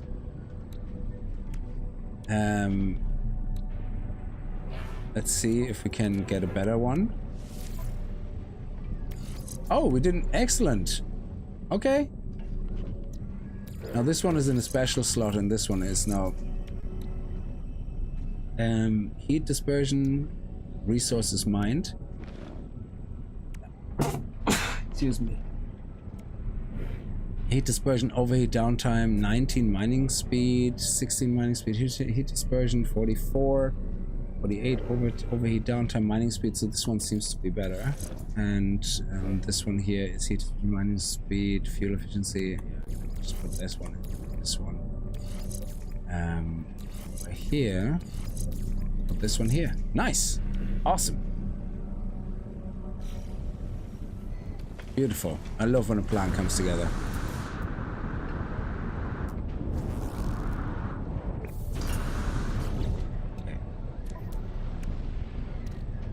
5 upgrades now.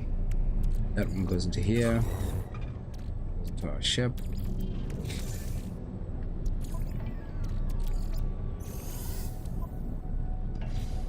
Okay. Save and let's go and find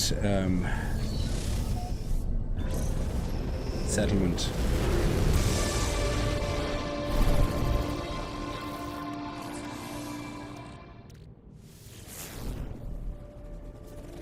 It's on the ice planet, I knew it. But ice planets are actually not too bad. They look really nice and they're always bright unless you land on the dark side, I guess.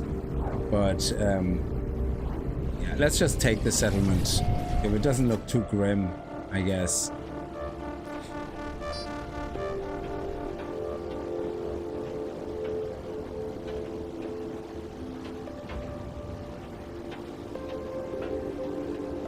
And it's a Korvax system as well.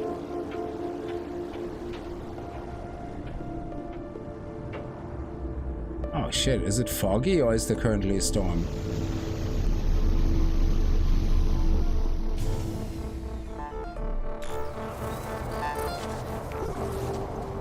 Are we in the middle of... Oh, there's a storm in the moment. Okay, that's fine. Oh, it doesn't have any crystals. I suppose it means there's no extreme storms. Alright. The ice storms are the least visible ones, but you know what? Let's just do it. Let's just do the quest. It doesn't matter. Let's just start it. Otherwise we're gonna be... And we always can swap settlement. Investigate the distress signal. Yeah.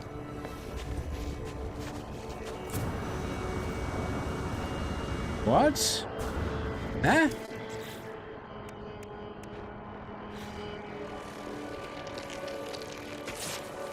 Oh, this is crazy. So, I don't actually need... Oh, did it change its mind? I don't actually need to use a map. I can just go to a different system and reselect the quest and it automatically finds a settlement in that system. That is actually pretty amazing.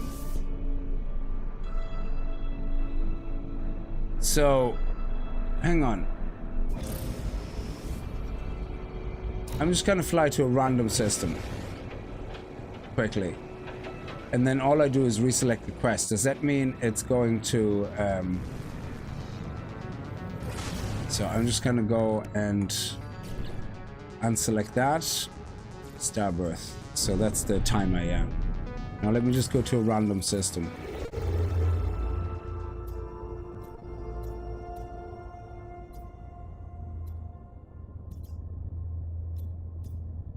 See if... Oh, there's a 3-star Kickz system.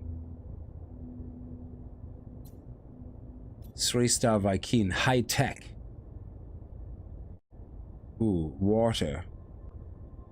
F2. I think these letters, F2, I think what you want is like a GP9 or something. I think it has to do with the chance of a paradise planet.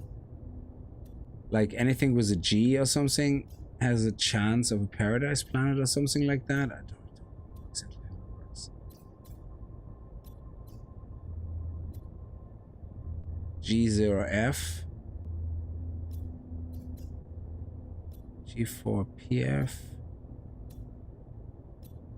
I remember seeing a video about all these letters, and I think something GP9 or G9F or something. G8F.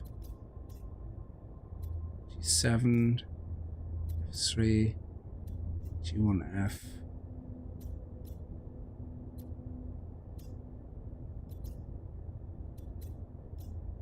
There's another F2F. Let's see what that is. Just go to all of them. Hello, today was lucky day for me in No Man's Sky. I found an S Dreadnought. Nice! An S Sentinel ship and an S weapon. One of those weapons that you get at the Harmonic Camp. That is awesome. Oh, whoopsie. Let's do it.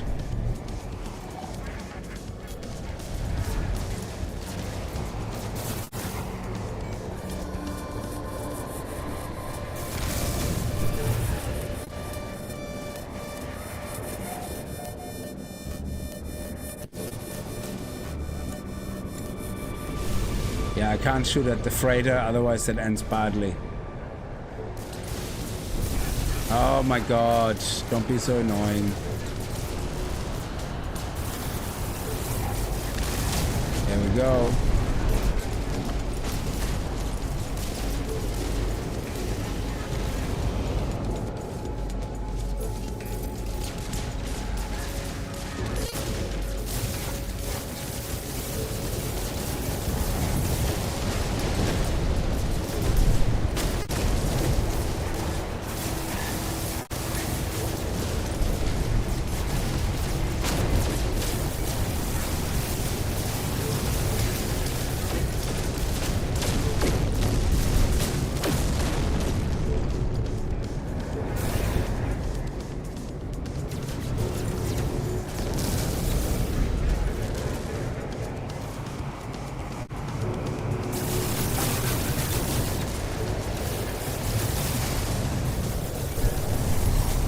No!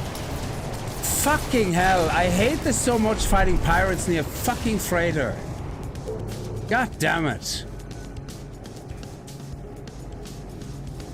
Oh. Screw you guys and your stupid... There should be literally... I should not be able to attack anything that is not an enemy during these missions. They should disable friendly fire, because this is a fucking joke every single time. Bloody hell, you pisshead.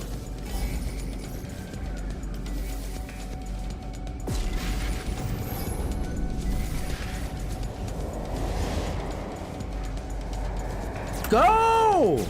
Would you go? Jesus! What are you waiting for? You're standing there in space, not moving.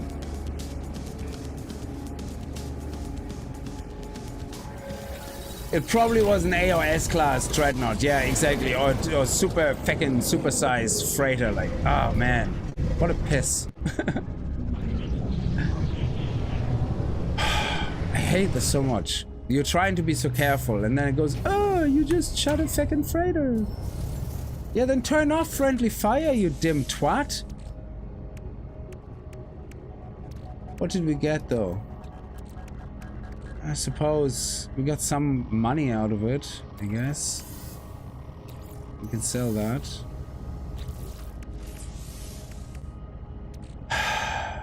Unbelievable.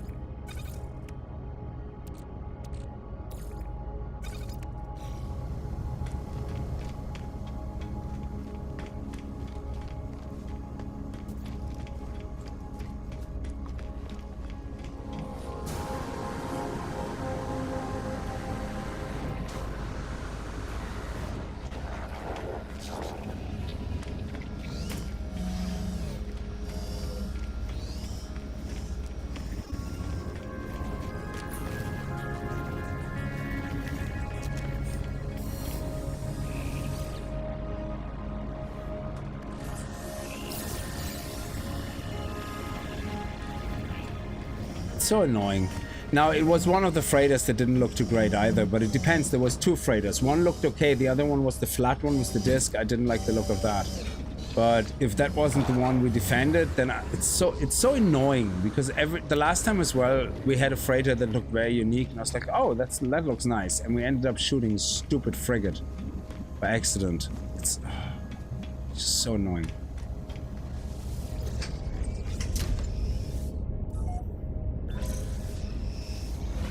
It just should not be possible to accidentally shoot a freighter or a frigate during a mission like that.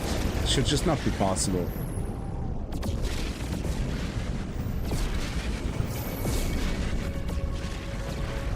Oh, toxic planet. Guess what? If we find a settlement anywhere here, it's gonna be on a toxic planet. So let's see. Settlers. Is it gonna show up here? Oh, it's on this planet, which is... What is a miasmic planet? Ooh, I actually have no idea.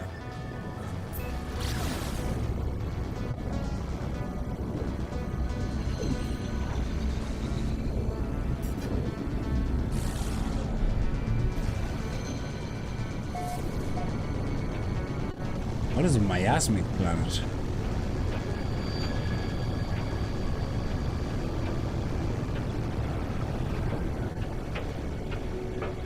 Okay, we have rain.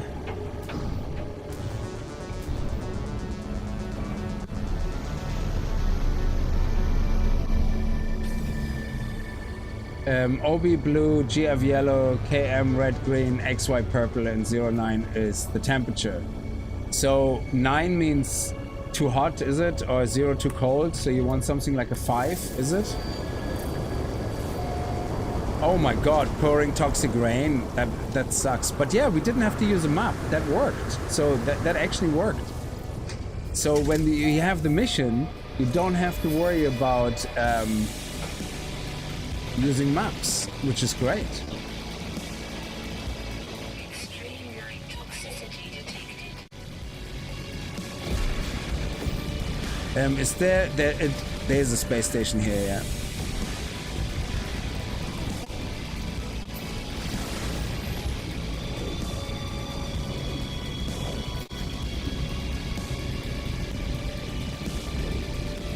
Hey Drax, how are you?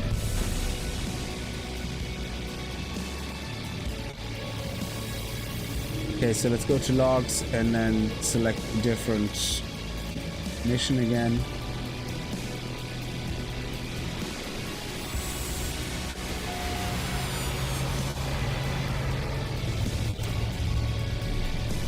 Yeah, finding the right... Like, I don't mind if the planet is perfect or not, as long as it's not a hilly, stupid planet, but having constant elemental damage and all that is just so annoying.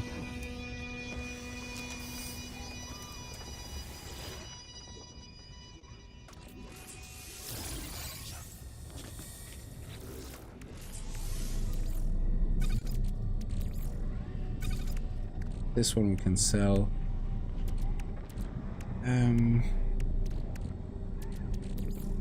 Keep that up there where I can see it. This can go down there. This can go down there.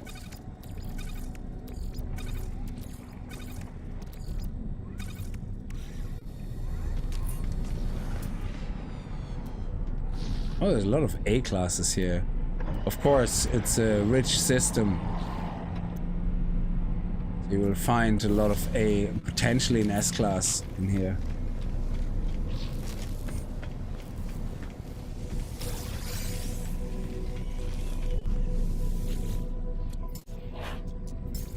Nice, we don't need to donate anymore.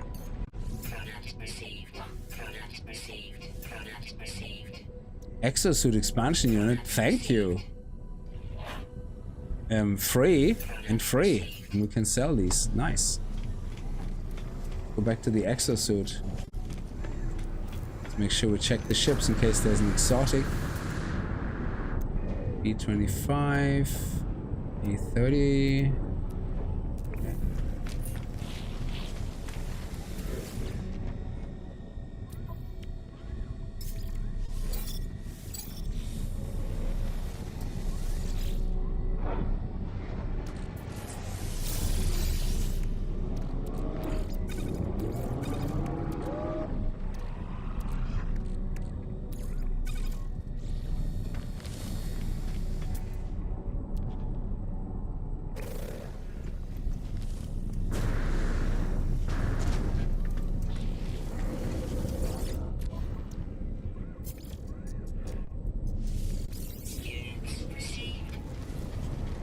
All right.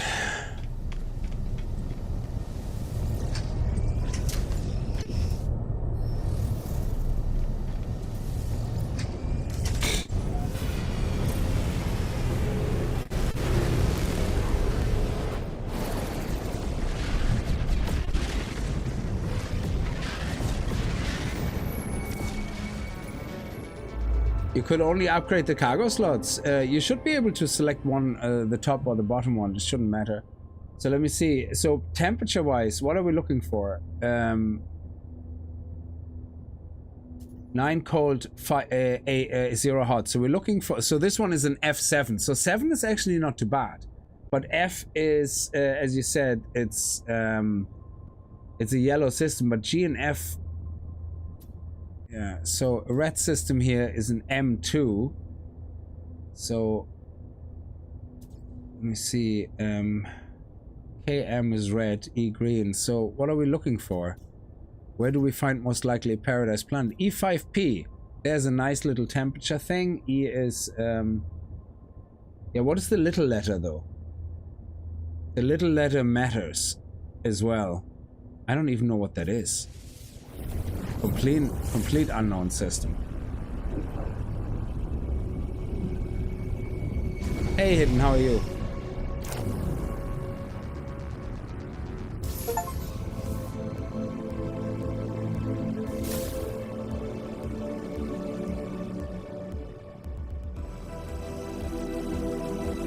So let's see what we have here. Of course there's a poisonous planet.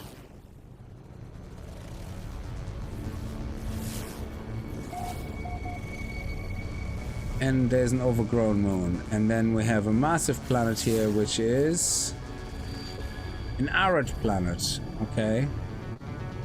Settlement is not going to be on this one either. This is terrible. A vile anomaly. Holy crap. Okay, so this is terrible. Let's just move on.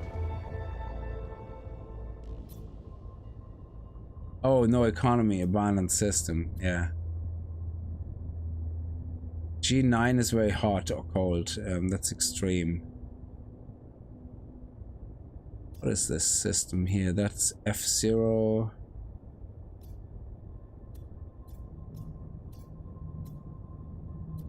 G7? 7 is a bit hot. 9P. E9. G1. Dissonant. Water. Dissonant. Oh, don't let me select the one in the middle then. Be a dick. F0 water. There, JIG-CP. That looks like something average and possibly normal temperature. It could be a paradise planet system.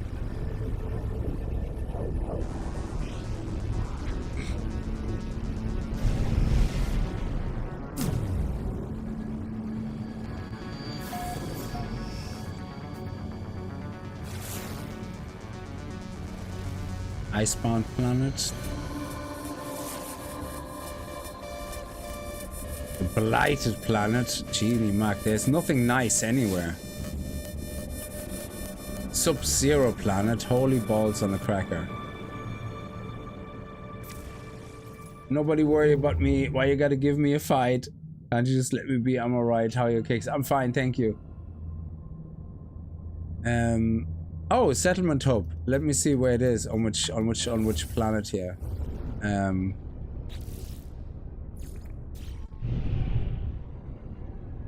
Yeah, of course. Yeah, that's where everybody wants to live, on a blighted planet.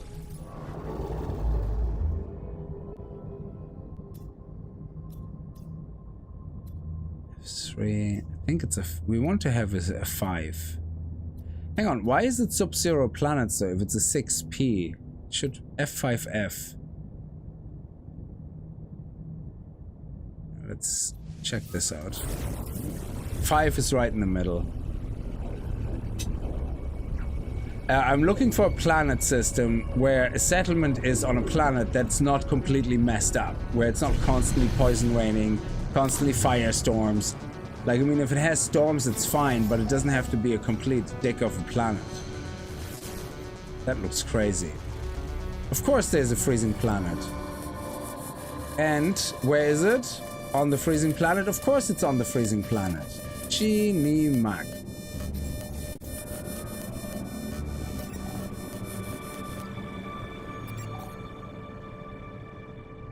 Yeah.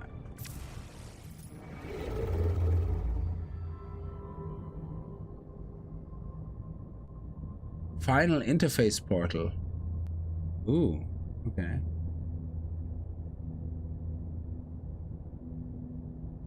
Lowercase is just things like mining, science, manufacturing, etc. I think. Oh, okay.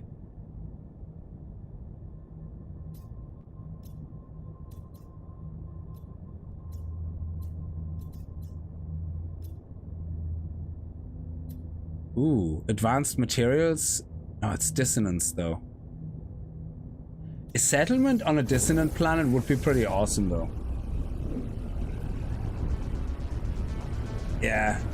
The problem, I think I don't mind electrical storms too much, yeah? But what I really hate is the freezing storms because you can't see shit. So, okay, let's do the Atlas path, but let's see what we have here on the system. A vile marshy planet. Yeah, okay, let's see. Where is it? Where is it? Where's the settlement here?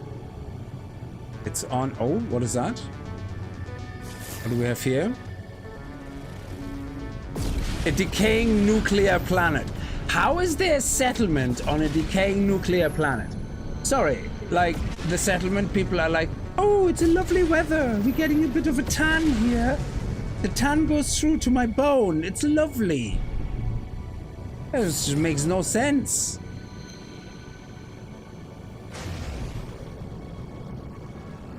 Yeah, I came across a paradise planet as well that looked grand, but when you got on the planet's surface, it was all messed up.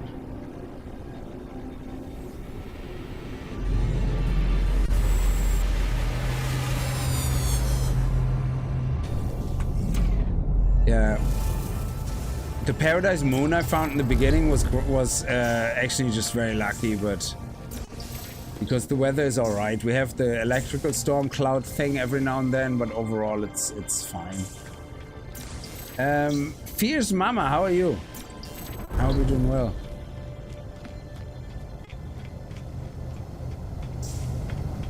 Let's see if we can get... what I would really like to see is like get all the words of the Atlas, because surely we're very close to getting the maximum words of the Atlas. Dinner will be done in 6 seconds. Yeah, stick the arm out the window. Exactly, Genie Mac.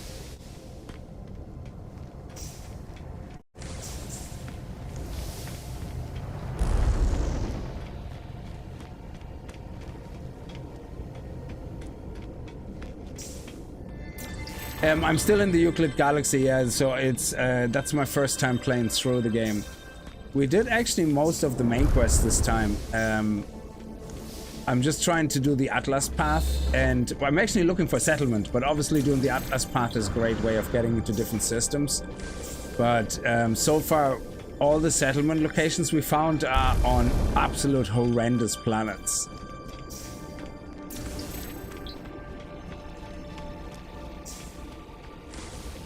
Oh, floating island would be nice. They look pretty cool. The pity is about a floating planet, island planet, is you can't really build a base on it. I believe there is a bug. Well, I don't know if it's a bug, but you know, there's a thing where the floating planets, depending on an update, sometimes reset in different positions, and then your base all of a sudden is just a floating base, and it's not actually on a floating island. It's just floating midair, which looks terrible, obviously. Yeah, I think we got you now. Oh, we have a few more over here overlooked. Okay.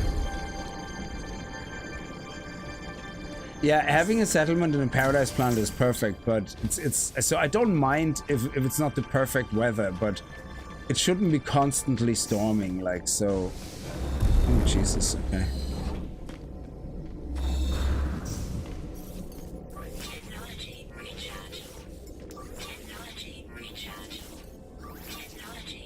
Okay, let's do it. There's no sanctuary. Close now. I accidentally skipped it. I'm close to the end. The truth of the universe is fire. The soul is light. I'm the experiment and the observer. All creation constructed for my journey. I see the universe around me and I know that it is good. I see the universe around me and I know that I shall create my own. Succumb, okay.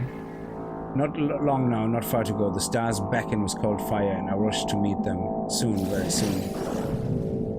Awesome. We have indium. Of course we do.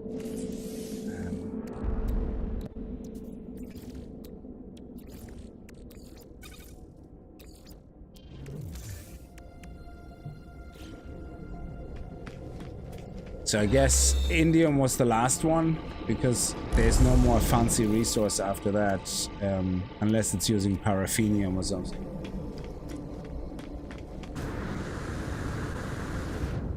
Don't go into the sphere, it's a bad idea. Yeah, I've seen the abyss and all that. Scared the big jeebus out of me.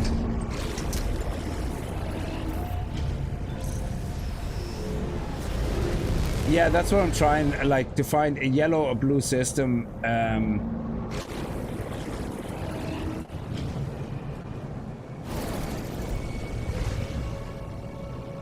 Like, this one is clearly toxic. You can see it here in the atmosphere. So, let's see.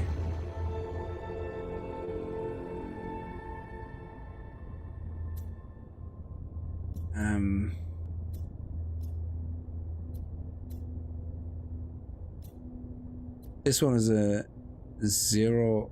What is 0? Let's see.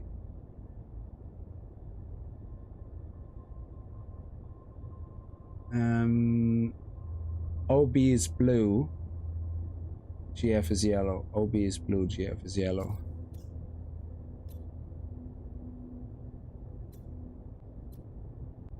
Three is very close to hot or cold, so 5 would be lovely. B7 01 PF.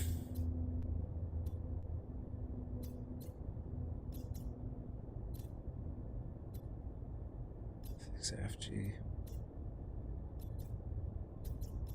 I'm here, so let's stick close by. Oh, that one's going to be extreme temperatures. Extreme temperatures on the other spectrum. What is that? B6F. Oh, it's a abandoned system.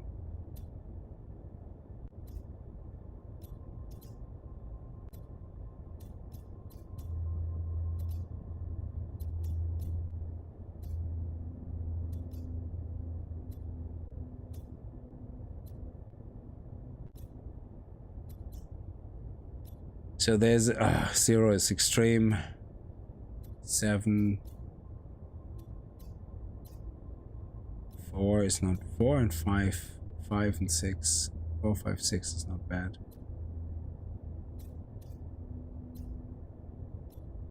F3F.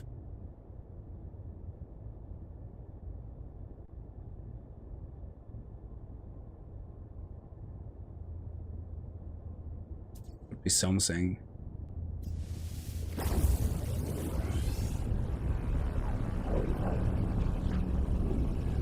League of Legends is made there in the toxic atmosphere. Yes.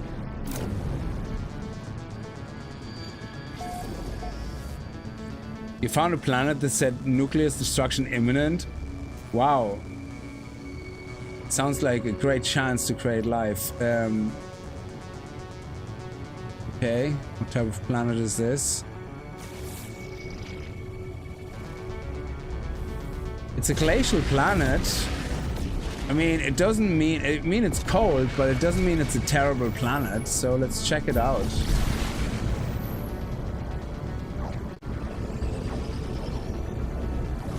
I mean, it could look lovely.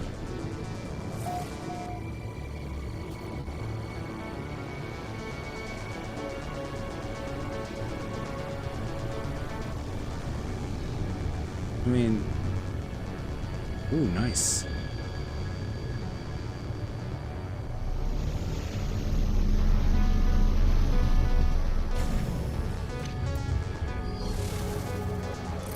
Glacial, icy, frequent, full flora, typical fauna.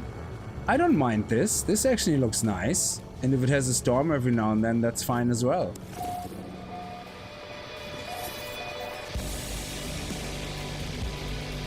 Yeah, this one is, I think this one is okay. I'm talking myself into it as well. But I think this is okay.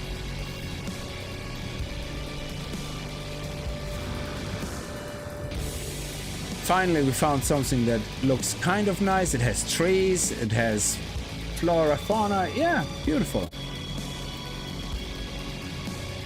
It has floating crystals, which are also awesome. Curious deposits, which is really good. Let's have a quick check on the curious deposits.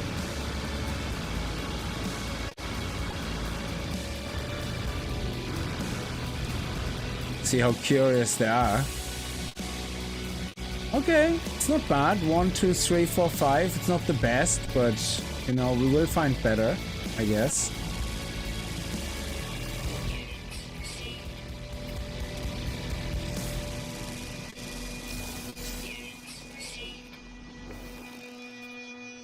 Yeah, this is lovely. And oh, hello.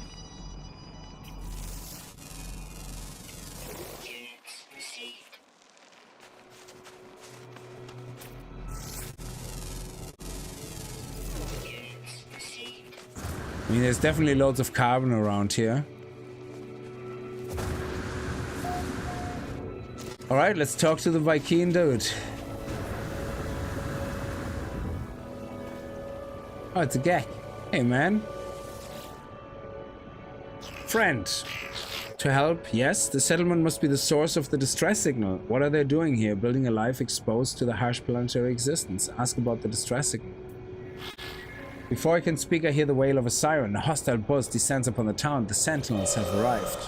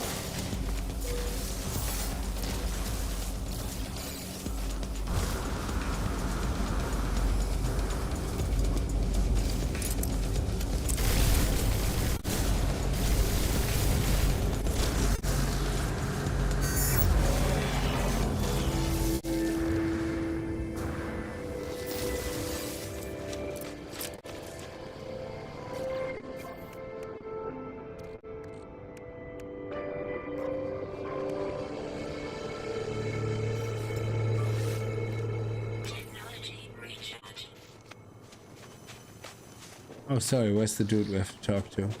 Yeah.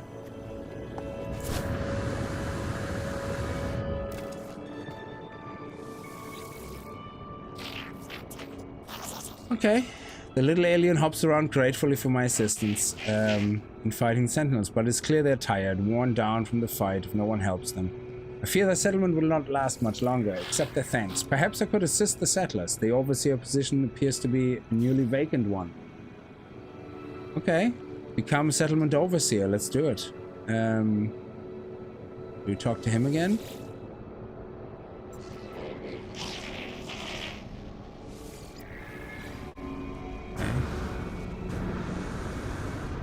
I mean, this is head office, no?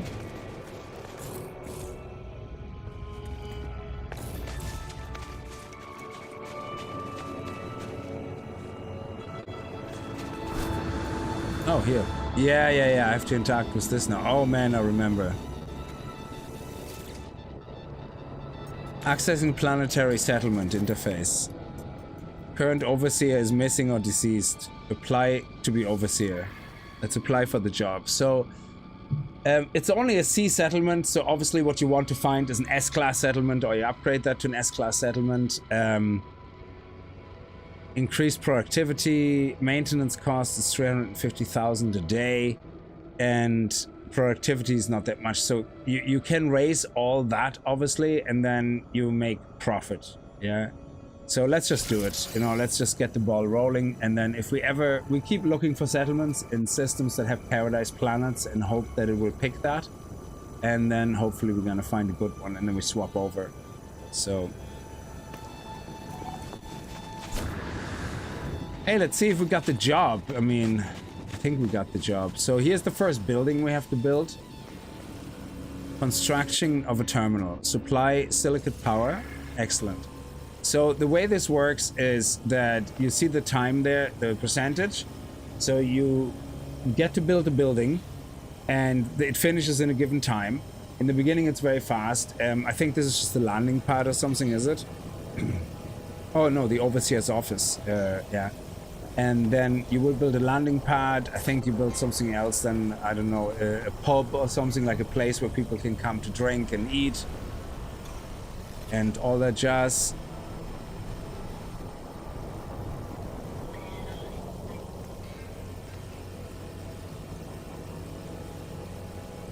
Terrain self-fixes after a while, that's correct, yeah.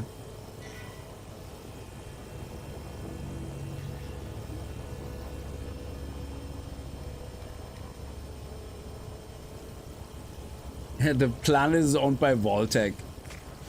Oh, Wayland Yutani, the company. They own everything. Look at all these guys are there. They're from Siexen. They're the Siexen drones that are always happy to help. Sir, I think you're becoming agitated. Please calm down and let's solve this issue amicably. As he beats the shit out of him and bursts his head wide open and then wishes him a good day. Oh, okay, okay. We're done. Let's do the roof. Supply 5 metals.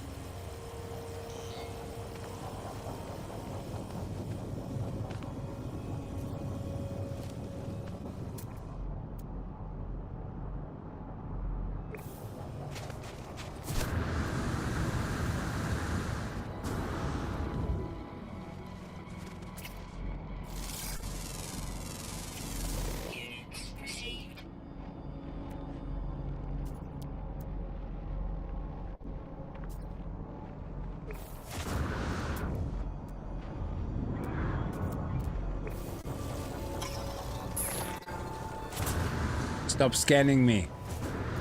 Scanning my booty like that.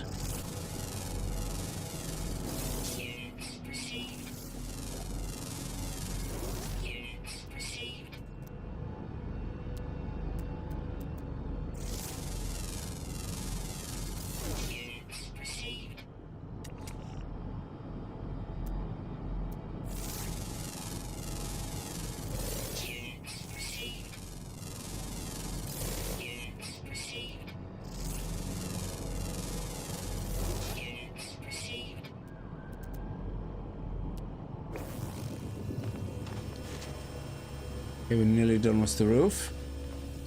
Now protection falling. Technology recharge. Supply materials, 3 microprocessors. Okay, actually I have some. Oh no, I don't have any in my ship because I offloaded them.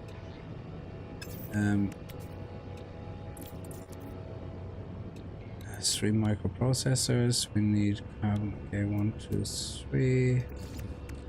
And then we can do 3.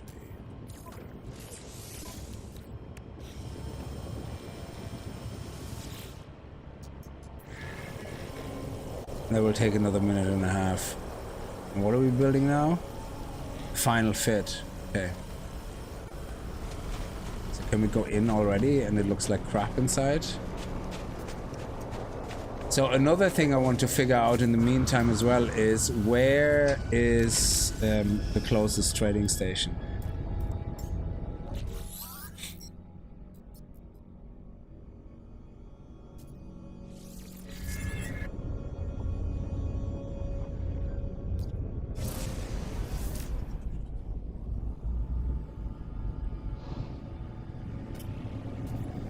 Ooh, that's actually a good bit out. Oof.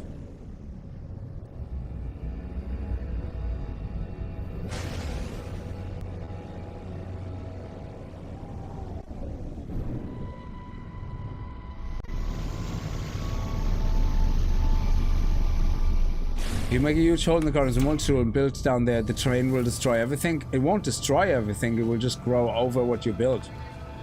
That's the most annoying part. Your base will still be there. It will just be completely covered by terrain. So good luck trying to dig it out and destroying everything. So yeah, I wouldn't build anywhere where you have to dig things up.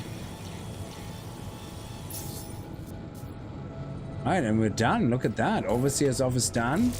And here's the teleporter. Nice. Settlement administrator. New building opportunities available. Use the administration terminal in your office to commission it. So, also another thing that happens a lot here if you don't know the game is you have people that have disputes, yeah, in the village. Like, somebody goes like, oh, there's somebody's missing. I think we should put a search party together and search in the mountains. And then another guy says, that's very dangerous. I think we should just say like they died. I don't know, something like that. And then you have to side with someone and, you know, whatever you decide has either a positive or negative impact, or it has either way a negative impact on your settlement, but one is just lesser negative, yeah? So you don't know the impact obviously until you make the decision, but you could have people leave the settlement going like, yeah, you know, you suck, we don't like your decision, so see you later, and you lose settlement people, like, yeah, you know, population. It's actually quite nicely done, you know, the disputes every now and then. But somebody says, I see him steal stuff from me and he's not giving it back, and he's like, I didn't steal anything, yeah, and then you're like, do you believe the accusation, or, you know, do you decide? And you don't, it's not like really that deep that you can go, oh, let's do an investigation and see if he's guilty. No, you have to make the choice right there based purely on one guy saying he stole my shit and the other one saying I did. You know, so it's actually really funny, like how little information you get and having to make these decisions. It's crazy. Few settlement status. So here we can see the screen, of course. We have 45 citizens. If they get pissed off, they will leave. Our current debt keeps rising by the second. We have to start making money, of course. So let's few construction opportunities. Now you can see also here, what do you want to build? Do you want to approve a tower, which is a generator? It gives us more productivity. Or do you want to do a starship dock that also increases productivity, but it adds a landing pad, yeah, instead of just a generator tower? So citizens have submitted proposals for the development of both a new landing pad and a generator tower. Data indicates 45% approval rating for a landing pad, while 59% approve of the generator. So I don't know if you, I suppose it's always safe to go with the majority in a way, but personally, the landing pad seems to be more practical, but I don't need to land, you know, I can land wherever. It doesn't really make a difference to me. The only good thing is about having a landing pad is that if you're not on it, somebody else can land there actually. Like you will have visitors come in, you know, traders and stuff. You know, like the ones that land sometimes randomly beside you. So I would say let's go with, you know, what the people want, I guess. You can sell to pilots too, which is nice. Yeah, exactly. Yeah. Asking because I just found a huge cave. Oh man, yeah. If you build in the cave without destroying anything, then you should be safe. If it's like a huge cave entrance and you want to start building your base in it, that's okay. You can even like build walls all the way on the front of the cave to make it look like there's an entrance into it, and that should be fine as well, as long as you don't remove anything. You don't remove won't all of a sudden appear in your base. So that's why I always build my bases a little bit higher up above the ground in case I forgot there was a boulder that was destroyed or something, and all of a sudden it's half in my base. So we're gonna improve the tower. Usually I do the landing pad, but I go with the majority here. So we have to bring some magnetized ferret over. It's gonna be the same process. What you find though is that eventually each step will take longer. So the next one could take, for example, 2 hours. Yeah. So this one, and here we go. This one takes an hour now. That's it. Yeah. So you won't be able to do anything else. Oh, a visitor has arrived at the settlement. Use the terminal to greet the visitor. So let's see what's happening here.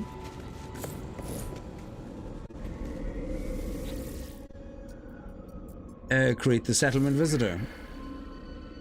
And here we go, another decision. Recruit Hysenko announces themselves with a flourish. With a smile, they offer plans for soothing air purifiers. No strings attached. They hope we find it satisfactory. Add soothing air purifier. What does it do though? So, yeah, let's accept it. Why not? A settlement feature, soothing air purifier. I suppose there's only a maximum number of features that you can have in your settlement. So if you look now here, it says probably somewhere here, soothing air purifier. Yeah, improve citizens' happiness. I guess you could replace. I don't know if you can replace some of these.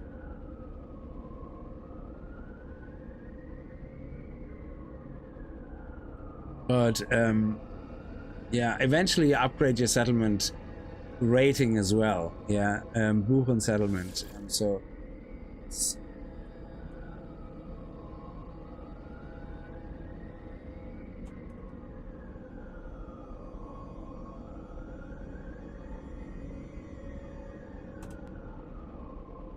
there we go. Lost cause. Always very pessimistic, so that anything that is a success ever so slightly will be a pleasant surprise.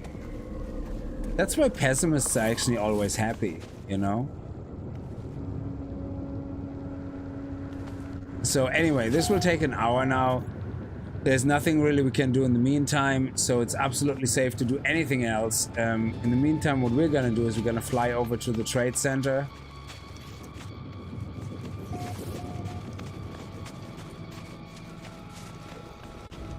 And it has a teleporter here as well, which is great. So this is the building that's being built right now.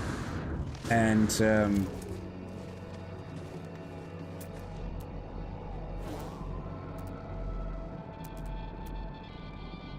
I thought there was something new. Where's my ship? Yeah. And yeah, that's it. So what I can do between streams is I can obviously keep going in there, you know, because an hour is not that long, you know, in the real world. And I can continue building that and finishing it. And I think the quest should be gone now, though, from the quest log. No, it's not finished yet. So, okay.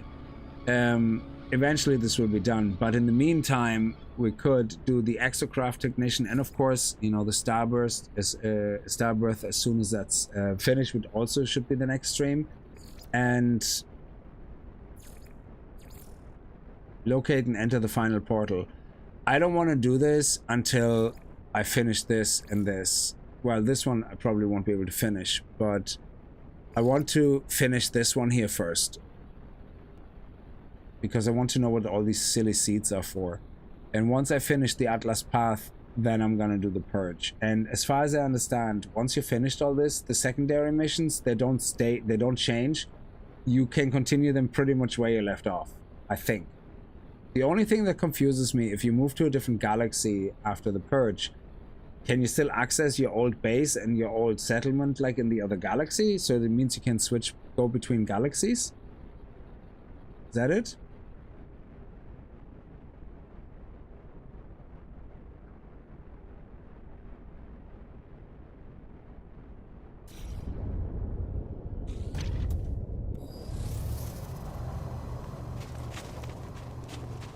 Oh, I can access everything. Oh, that's brilliant. So, yeah, I'm just gonna go into my headquarters here, where I have my portal, and here we go. Can go straight back to our base. Yeah, so bases, the settlement counts as a base, which is great. So you can always see it here, which is fantastic.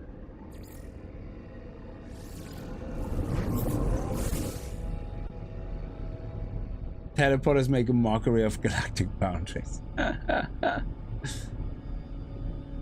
Now, what happens if you change... I forgot actually what happens when you change settlement. I think if you find a better settlement, you have to give up your old job, obviously, of the other settlement, and you start there. I think you have to start from scratch again, isn't it? You have to do all the building again from scratch, because it doesn't transfer like a freighter or something.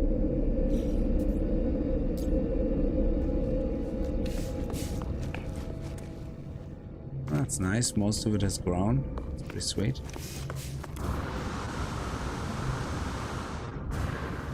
Yeah, we have to think about decoration for these places as well. So over here, we have the science guy. So in this area, we have the agriculture. Over here, we're gonna have this guy here, the exocraft technician. So we're gonna do that next time, including the side tracking as well. Yeah, I have done settlements in a lot. I've done settlements once when it came out. That's the only. Actually, that's when I started playing No Man's Sky. Really, was the settlement. I ignored No Man's Sky until it had the base building update. I forgot what it was called, but it introduced all the base building parts. Yeah, or a lot of them, and I was like, that's great. So I played about 100 hours of No Man's Sky just base building, or 50 or something. And then I came back for the settlement. I played the settlement management game, and that was it. And then I was like, yeah, whatever. And then I came back for the Outlaw. I played the Outlaw stuff. Excuse me. Oh. I played the Outlaw stuff, and then again, halfway through the story, got bored and went like, yeah, I know, that's it. And that happened every time. Yeah, and this time I said, no, screw it. We're going to stick here, and we're going to finish the main quest. And we're going to have this as our main save, and we're going to try to do over time all the side quests, you know. Maybe do less streams a week when we get to a certain point, but I think we always should, whenever there's an update or a new thing, we should always see, okay, let's do it with our main character. No, not the expeditions. Expeditions we're gonna do always with a separate save. But yeah, I can't wait, you know, to see what they add. I mean, every time they make a new discovery with Light No Fire, because they're using the same engine. So when they push the engine to new limits and discover new ways of doing things with the engine for Light No Fire, they always seem to have an update then for No Man's Sky that introduces a new feature, you know, that allows you to do it. So I'm assuming the fishing update, for example, must have been something they kind of wanted to do for Light No Fire, and then said, oh, now we figured out how to do it with our engine, so let's do it with you know, No Man's Sky as well. So, which is pretty cool. You found your fungal mold now, Rick. That's very good. So anyway, yeah, I'm gonna leave this here. So we're gonna be back soon, later this week. Maybe not tomorrow. We'll see if we're gonna do tomorrow more of the Alien game. It's my favorite Alien. Alien Isolation is actually the favorite space horror game for me. It's fantastic. I just love everything about it. Maybe, I think the reason I like it so much is not because it's good or bad. I think it's because it fits perfectly, as far as I can tell, into the lore. And there was also a Terminator game which was made, which was quite cheap looking actually, yeah? And the company who made it, again, made a first person, I think it was first person only, a Terminator game where it was a story game, you know, you had to do something, you had to fight sometimes, you had to, you know, avoid sometimes, but you had to get through the story. But again, the people who made it paid attention to the lore and fit in the story kind of in between a gap year of something, yeah, and where they had a bit of freedom, but yet it tied in with the overarching lore of Terminator. And I think this is why I like Alien Isolation so much, because they did such a good job fitting it into that time frame where they had freedom, but yet it perfectly makes sense. The daughter Amanda is a certain age, you know, and so on and so on. It fits perfectly. So they've done a good job with the research and everything. And I think that is where games become really good, even if they're not the best, you know, but they become your favorites for whatever reason. So yeah, we're definitely going to continue with that, and hopefully we play through it. It's really good. I enjoy it very much anyway. So I'm gonna leave it here. Listen guys, thank you so much for watching, and thank you for all the support. Like, subscribe, all the good stuff, and share. And I see you guys tomorrow. And until then, have a good night and stay safe. Bye bye.